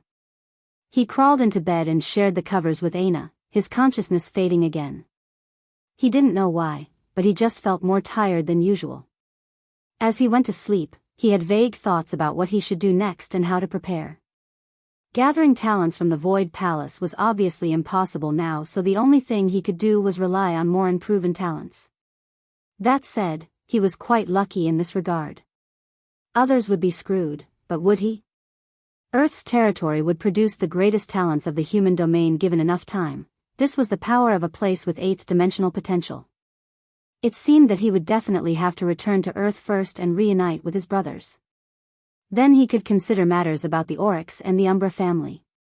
According to Valor, the Morales family had chosen to postpone the air war until they all entered the seventh dimension, so he could have quite some time. Lionel could feel that progress had slowed to a crawl after entering the sixth dimension. He was probably still a month or two away from entering Tier 2. At that pace, it would take him 2 years just to make it to Tier 9. The odds of that were slim, though. In all likelihood, it would take longer and longer the further he progressed. The fact he felt Tier 2 was just 2 months away in the first place was more a testament to his talent than anything else. Lionel drifted off to sleep once again, unable to finish his thoughts. Chapter 1721. Published at 22nd of March 2023, 7:39 and 46 seconds AM. Chapter 1721. If audio player doesn't work, press stop then play button again. Chapter 1721 mattered less. Lionel woke up again much later, his mind still in a bit of a fog. He chose to keep his eyes closed, lying there and letting a steady sort of peace overcome him. Within the depths of his mind, the Emperor's Might tablet floated about. Ever since Lionel had gotten it, he hadn't gotten much out of it. This wasn't necessarily for lack of trying, but the tablet simply didn't respond much to him. Part of this was probably because he wasn't entirely compatible with him. His own King's Might was a mutated version of the Emperor's Might of this tablet, so it wasn't entirely certain that he could make use of it to begin with. It had to be remembered that the bronze tablet had been with the Luxnix family for centuries, but their main lineage factor was still the snowy star owl.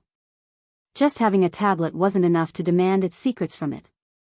It required compatibility and talent, two things of which Lionel was entirely sure he had for the Emperor's Might tablet. Lionel couldn't help but think of the conflict between himself and his grandfather. The root cause of it was a difference in how they saw the world. Back then, Lionel was quite certain that there would come a time where he and his grandfather would be on such polar opposite sides that battle would be the only way to settle things. Lionel wasn't sure how that moment would come about, or even when it would, he just felt that it was nigh inevitable. In recent times, though, the way he looked at the world had also begun to shift, and so had his mentality. He still felt far more like a king than he did an emperor, but it was nowhere near as firm as it had been in the past. In fact, now that he thought about it, what situation had he been in when he forced the Emperor's Might tablet to come to him in the first place? Back then, he had been infuriated, furious that the world was forcing him to make such a choice. But in the end, he had still made it without hesitation. He chose Aina over the world. That was the mental state he had been in when he forced the tablet to come to him, and following that, there had been a slight shift in the way that he viewed things, even becoming more unrestrained and unfettered in his actions. The way Lionel had seen things, a king was a man of the people.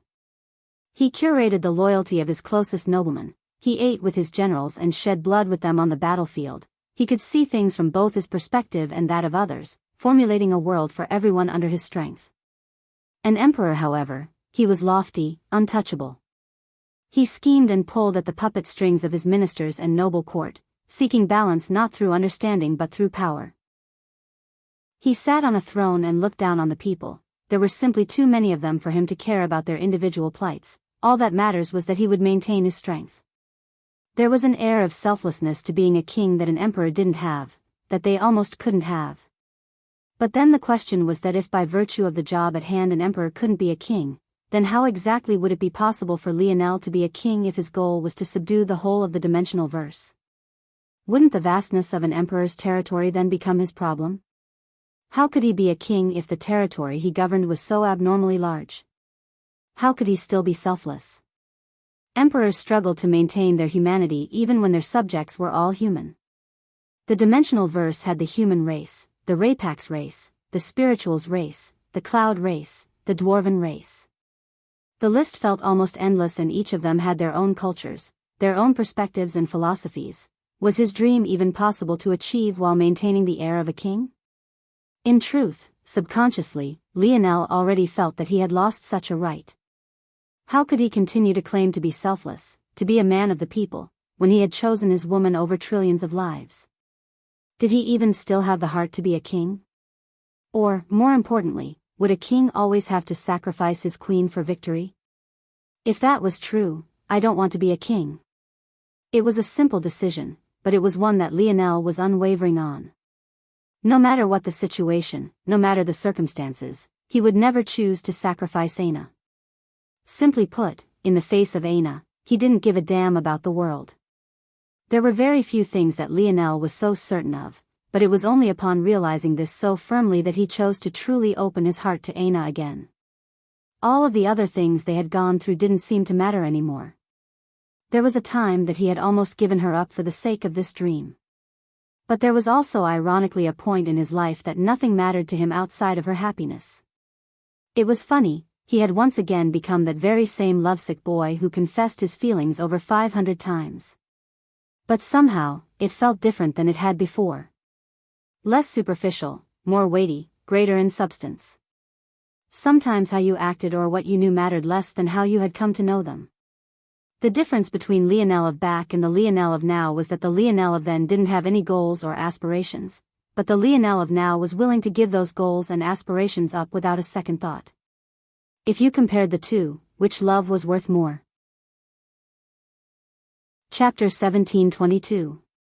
Published at 22nd of March 2023, 7:39 and 46 seconds AM. Chapter 1722. If audio player doesn't work, press stop then play button again. Chapter 1722. Be obedient. Lionel continued to smile, his body feeling quite relaxed despite the slight fogginess of his mind. Maybe in the past he would have felt pressed for an answer, but right this moment, he simply didn't care that much. The answer was meaningless to him for now, but as for the Emperor's Might tablet, he felt that it was about time it be obedient. Lionel's dream force descended upon the tablet from all sides, suffocating it within its presence. The Northern Star Bronze tablet had required Lionel to have a dense light and star force affinity before it could show him its secrets. As for the Emperor's Might tablet, Lionel was almost certain that it was entirely reliant on his mental abilities. Ultimately, the Emperor Might lineage factor was one of the minds. It used the presence of an emperor to strengthen and impose changes onto the real world. It was essentially like a coercion ability, but far more tangible. Before he purged his King's Might lineage factor, or at least the humanoid form he had allowed it to take, Lionel's King's Might was also capable of imposing changes onto the world. In fact, right now, the greatest application of his King's Might was actually his spear. Whenever he spoke a word, or resonated with the sound of the world, or painted an image with his spear stroke, these were all facets of imposing his mind onto the world. This was actually why he was able to grasp his grandfather's teachings so quickly. He had a shortcut to doing so others didn't have. All of these things were just different applications of his King's Might. Lionel had the idea brewing in his mind for a long time, but if his King's Might was able to work so well with his spear force, then there was nothing stopping it from working with his other forces as well. Like that, he should be able to use his King's Might lineage factor to increase his force manipulation. Of course, this would be the more subtle of the two force manipulation types. But it was also the one guaranteed to have a powerful outcome from what he had seen in the zone. The trouble was that his grandfather's method worked well for weapons forces, but it didn't translate so well to other forces. Lionel wasn't actually sure why this was, though he did have a guess. His grandfather's methods required forming the force into what you willed it to be. The words of poetry and calligraphy were constructed by you, the melody of a musical tune was composed by you, the lines of a beautiful painting were formulated by you. None of these things were inherently unique to the force itself. Compared to other forces, weapon force were more malleable and fit to the whims of their user. Although there were certain parameters they fell into, they generally had looser restrictions, whereas other forces were quite focused in their efforts. A fire force would never be able to freeze something. Likewise, a water force would never burn something. Or at least, that was what Lionel believed in his own limited comprehension of matters. Regardless, this was why Lionel was so invested in taking the next step in applying the beauty of force arts to his spearmanship, because this would thus allow him to apply said comprehension to other forces and slowly raise his force manipulation capabilities. Luckily, he had found a clue in how to do this during his battle with the sword faction. But it would still take time for him to make it a reality, as he would have to start from nothing and build it all up himself. So, right now, show me your secrets. You have no right to hide from me. He had let the tablet sit too idly for too long, even letting it get cocky. Since it was residing in his mind, it would have to pay some rent. Bang! Lionel felt as though an explosion of gold had gone off in his mind, but other than shuddering once, he remained unmoved. Quite frankly, the Emperor's Might tablet had been tricked. It thought that it had met a pure-blooded descendant back then, so it had rushed toward Lionel with happiness, hoping that its glory would blind the world once again. However, when it entered Lionel, not only did it find out that Lionel was just a mixed breed, it also found out that his lineage factor had mutated from the perfect path. The tablet had wanted to leave after realizing this, but this mixed pup's mind was actually more powerful than it had originally given him credit for. Even it had to admit that Lionel was very suited to the Emperor's Might lineage factor, if only he was willing to give up this mutated abomination that was his king's might. But Lionel was just as stubborn as one might expect from an Emperor's Might wielder. He wanted all the secrets of the tablet without giving up anything. Of course, Lionel knew that much like the Luxnix family's tablet could bestow lineage factors unto him, the Emperor's Might tablet could also bestow the Emperor's Might lineage factor unto him as well, purging him of the mutations he had. However, Lionel was unwilling to do this, not because he was attached to King's Might, but because he knew that the mutation to what was originally his Emperor's Might lineage factor had happened because of his Metal Synergy lineage factor. Due to this, his King's Might lineage factor and Metal Synergy lineage factor were somewhat linked now. If he purged one, it might cause undue and unforeseeable changes to the other. The more synergized his lineage factors, the better. Lionel already had too many abilities. He didn't want them to be any more difficult to fuse into a single power source than they had to be. So this unruly tablet would have to be obedient. If it could show him a path better than the one he was on now, he would accept its changes. But until it could do that, it could forget about making him change his mind. Lionel's incarnation within his dream world reached forward, a wild grin on its face. He grabbed the tablet, finally seeing through to its first layer. Chapter 1723. Published at 7th of April 2023, 8:55 and 43 seconds AM. Chapter 1723. Fear. If audio player doesn't work, press stop then play button again. Lionel's mind went blank for a moment, and when he came to, he was standing within a world of green and blue. He stood on a platform at the start of a long road of them. Although he wasn't sure if it meant anything, the one he stood upon was particularly green, as though it had been carved out of precious jade. Lionel looked around. There was nothing to his back or sides but an endless miasma of greenish-blue energies. Other than that, there was only the path ahead and nothing else. Lionel couldn't help but raise an eyebrow. Now that he thought about it, he hadn't exactly asked Aina what her experience with the Blood Sovereign tablet was, but honestly he didn't think that he had to. After all, blood sovereignty wasn't exactly a lineage factor, as far as he was aware. So, his personal experience with the Northern Star tablets would be far more useful in this regard, or so he thought. But in his experience with those tablets, he had never. Wait, that wasn't true. When he formed his Aurora Panda lineage factor, he had entered a world and even experienced the forms of all three behemoth-like creatures. In fact, he had even been able to interact with them and pick from them. And if he took another step back, he hadn't been conscious when he formed his starry-tailed fox lineage factor, he had just woken up one day with it, an oddity that he still didn't have any answers for either. If things were looked at like this, was it really so odd for a tablet to have a hidden space? In fact, if he really thought about it, even one of his greatest treasures, the silver tablet he had gotten from Valiant Heart Mountain, had an inner space. That inner space wasn't exactly like this one, but it contained a large number of floating souls from that zone, souls that he could reawaken so long as he invested enough energy into them. That aside, it effectively had a hidden world of its own as well. So, maybe it would be weirder if the Emperor's Might tablet didn't have such a thing. Interesting, Lionel's eyes narrowed. Even with all of these things being true, there was something different about this place. All signs pointed to it wanting him to walk forward, so since he didn't have anything better to do at the moment, he did exactly that.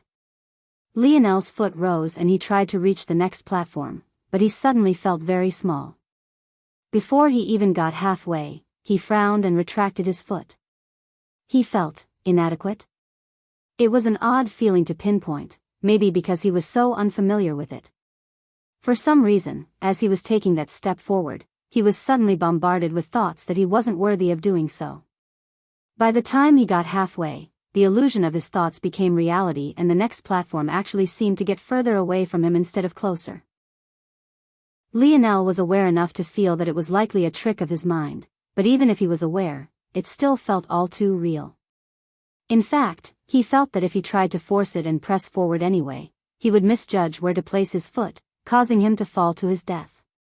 Although Lionel knew that this must just be a projection of his mind because his dream force affinity was high enough to differentiate, that didn't mean that he wouldn't be harmed by such a thing. It was very likely that a death here would cause harm to his soul. Considering the fact the human race had very little research on the soul and anything there was could only be considered to be in its infantile stages, there was simply no way that Lionel would be able to find a method to heal an injury to his soul in the human domain. Unfortunately, Lionel wasn't very certain if his healing capabilities could extend to his soul or not, and he wasn't willing to risk it. He could feel the symbiotic sort of harmony that currently kept his body and soul in balance. In fact, he could see aspects of the world he never had before thanks to the separation of his body and soul. It was because of this that he could see through the disguises of the cloud race so easily. He was able to look past the forms of their bodies and look into something they had no ability to change, their souls. Lionel took a breath and exhaled. What a stubborn tablet, it wanted to put him through the ringer. Lionel felt that the tablet was more sentient than any other treasure he had ever met, or it might have been more accurate to say close to sentient.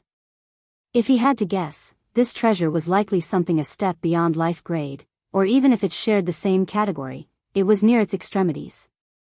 It could actually throw a tantrum when it wanted to. Lionel smiled lightly, his foot beginning to rise up again. Silly tablet, it's going to take more than illusion to scare me. If there's an illusion in this world that can fool more dream force affinity, I'll give it to you. Lionel leapt forward, the fear overwhelming his mind again, however he had already calculated the exact distance. Bang! He landed firmly on the next platform, his body swaying somewhat and his face feeling somewhat pale. During the final moments before he landed there, it all hit him at once. He even felt like he was free-falling into an abyss. Even after his feet landed, he thought it was just an illusion of the mind and that he had miscalculated. This was indeed quite a scary first step, it felt completely overwhelming. Lionel looked up and saw the staircases extending to infinity.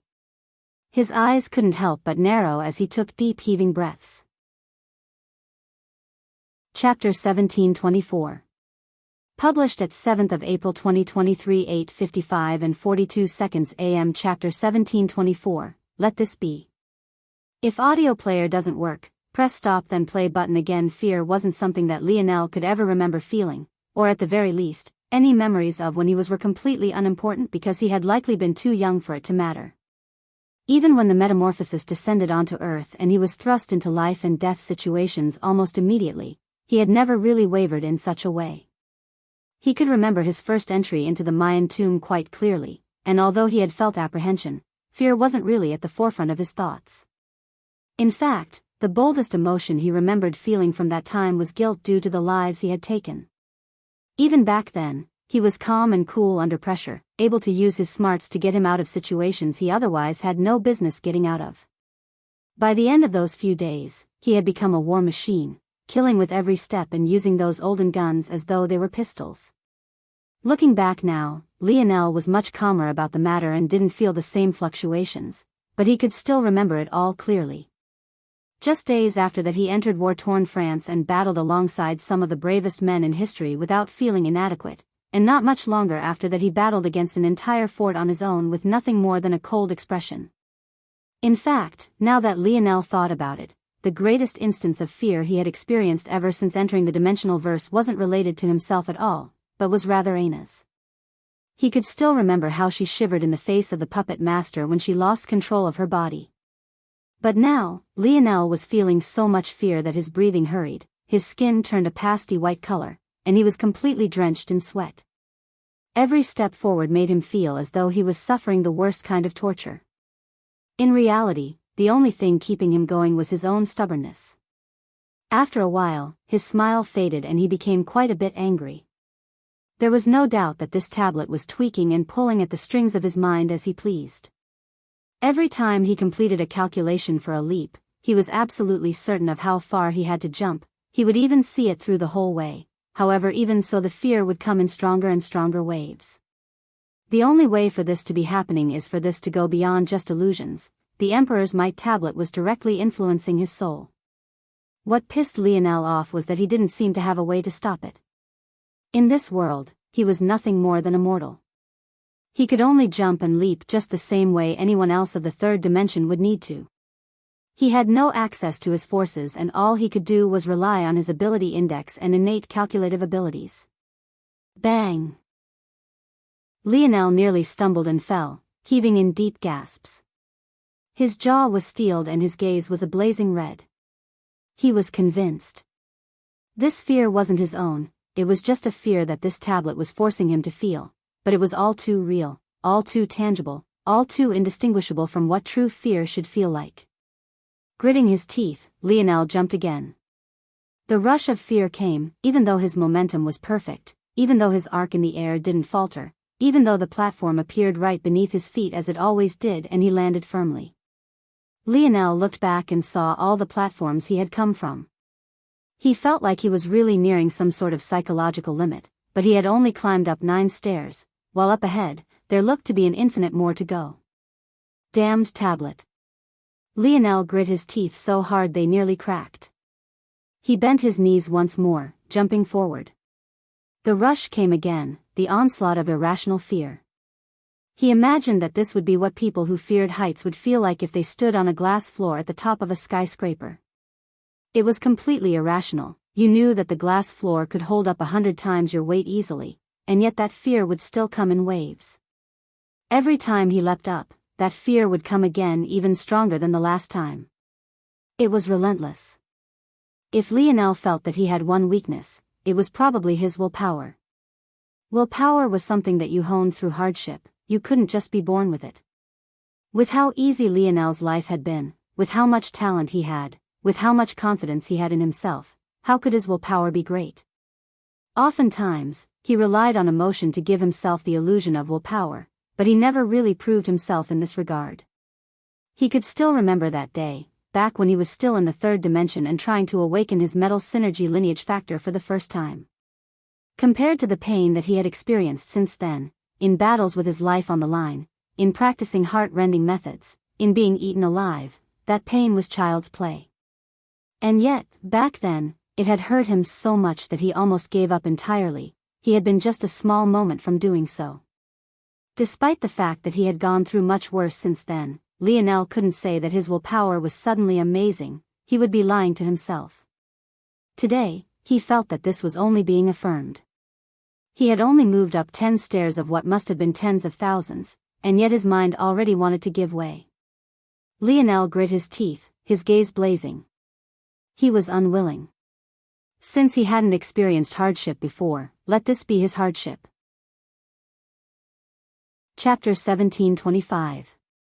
Published at 7th of April 2023 8:55 and 41 seconds AM. Chapter 1725. Pride. If audio player doesn't work, Press stop then play button again. Images of his uncle flashed in Lionel's mind. He had never seen his father struggle before. That man seemed to do everything with an incomparable ease, as though everything was in the palm of his hands. His uncle, however, had struggled twice before him. The first time when he tried to complete the painting of a spear and failed, and the second time was when he revealed to Lionel that beneath his golden armor, he was entirely drenched in sweat. Back then, Lionel could see the straining of his muscles, the every twitch of their individual fibers. He had felt that his uncle was at his very limits, and yet he put his golden armor back on as though nothing at all had happened. Lionel didn't know what was drawing his uncle forward. Maybe it was revenge for Lionel's grandfather and his father, or maybe it was something that Lionel had no idea about. However, whatever it was, Lionel knew that his uncle was working far harder every day than he ever had before. Lionel only seemed to want to work hard when something caught his interest, but was that really being hard-working? Anyone could focus on something that fascinated them. Maybe he was only slightly special because of how long he could focus on it, but this didn't make him better than someone else. He was just lucky enough to have a mind capable of focusing like this. But once again, that wasn't willpower. Lionel jumped forward again, his breathing haggard. He felt like he had just run a marathon, his heart threatening to leap out from his throat and his muscles pumped with so much adrenaline and lactic acid that they might just give out any time now. He was a person who was easily bored, nothing truly moved him. When you broke down everything into its logical components, maybe that was just the inevitable extreme you would reach, or maybe that was the end you come to when you had too much talent at your fingertips, or maybe it was a combination of both. Lionel knew these things about himself, but changing them wasn't exactly a matter of just thinking it, which was an ironic thing for him of all people to say considering the sheer control he had over his body. But much like his love of Aina, this part of his personality was so deeply ingrained that it felt difficult to weed out. Sometimes he felt like a lofty existence overlooking the entire universe, so lofty in fact that nothing was worth his attention, nothing was worth his interest. However, sometimes he would also feel a sort of unique agitation, an agitation that was usually linked to Aina in some shape or form, or his father in other ways. Only the two of them seemed capable of pulling in directions he never thought he would go. It was odd, because there were definitely other people that he loved. He loved his mother, he loved his brothers, even his grandmother had a piece of his heart. But for whatever reason, they weren't as solidly ingrained. Lionel actually wasn't sure if that was how everyone felt or if he was just uniquely psychotic. Regardless of what the answer was, he knew that he needed to change long ago, but shrugging off those feelings were impossible, and they only became more troublesome to get rid of whenever he did something else astounding. He had brought humanity's future out of a zone when everyone else thought that such a thing was impossible. He toyed with the records of Void Palace like it wasn't a place the greatest geniuses of humanity gathered. He might have been defeated at the hands of the fiend-class geniuses of that zone, but weren't they also several tiers above him? Now that he knew that force manipulation existed, what would stop him from crushing them beneath his feet in a few years? The worst part about these thoughts was that he wasn't wrong, they were perfectly correct and he was also right to be prideful about them, but even so. Lionel growled and jumped again, landing heavily before slipping and falling to one knee. At this point, the only thing keeping him going was pride. He didn't want to give up after traveling up such a pathetic distance. He felt more furious every time he even thought of giving up. What was wrong with him? Was he really so pathetic? Where had his backbone gone? It felt like all of his weaknesses were laid bare. By the time he made it to the 20th step, he could only gasp and heave on all fours. Pride. It was his greatest downfall.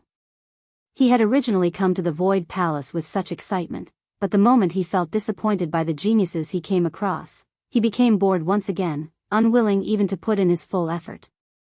Lionel clenched his jaw, pushing himself up. He grabbed the edge of the platform with a hand and pushed off both feet, propelling himself forward. Bang!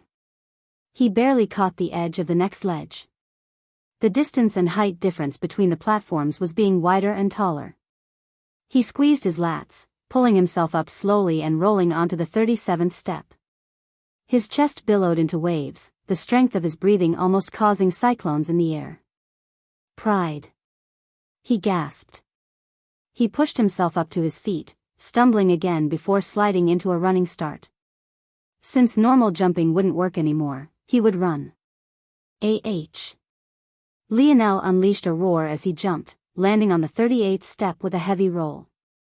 Since his willpower was pitiful, he would accept that, embrace it even. He didn't need willpower because he was so talented, he didn't need power because he was arrogant, because he was prideful. He wouldn't let this damned tablet slow his steps. Those with willpower could endure. Those with pride could conquer.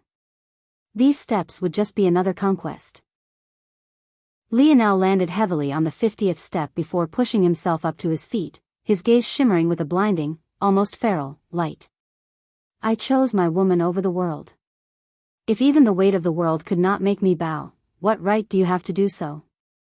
Lionel broke out into a sprint, his toes catching the side of the platform as he launched himself forward, barely catching the edge of the 51st step with his forearm.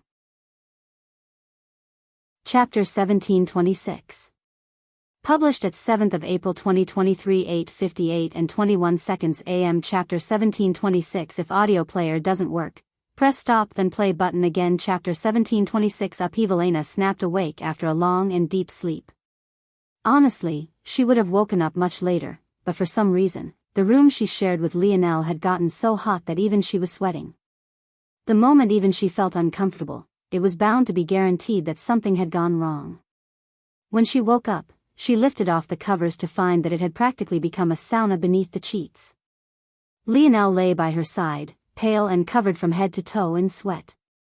From time to time, he would tremble and his heart rate would accelerate, only for it to calm for just a few seconds before it happened again.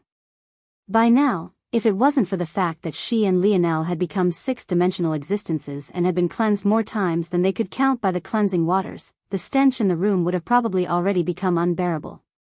Aina frowned, a deep line of worry marring the delicate lines of her forehead. She had just been in one of the most blissful sleeps of her life, all to suddenly be thrust into this situation. She tried to reach forward and wake Lionel, but he caught her wrist somewhat tightly for a moment before letting go. Although he didn't say anything, Aina could tell that he wanted to be left alone. Whatever he was going through, he could clearly come out of it whenever he wanted and simply chose not to. Considering his dream force affinity, he was probably one of the very few in existence who could simultaneously be stuck in an illusion, and yet also be hyper-aware of what was happening in the real world. Aina sighed.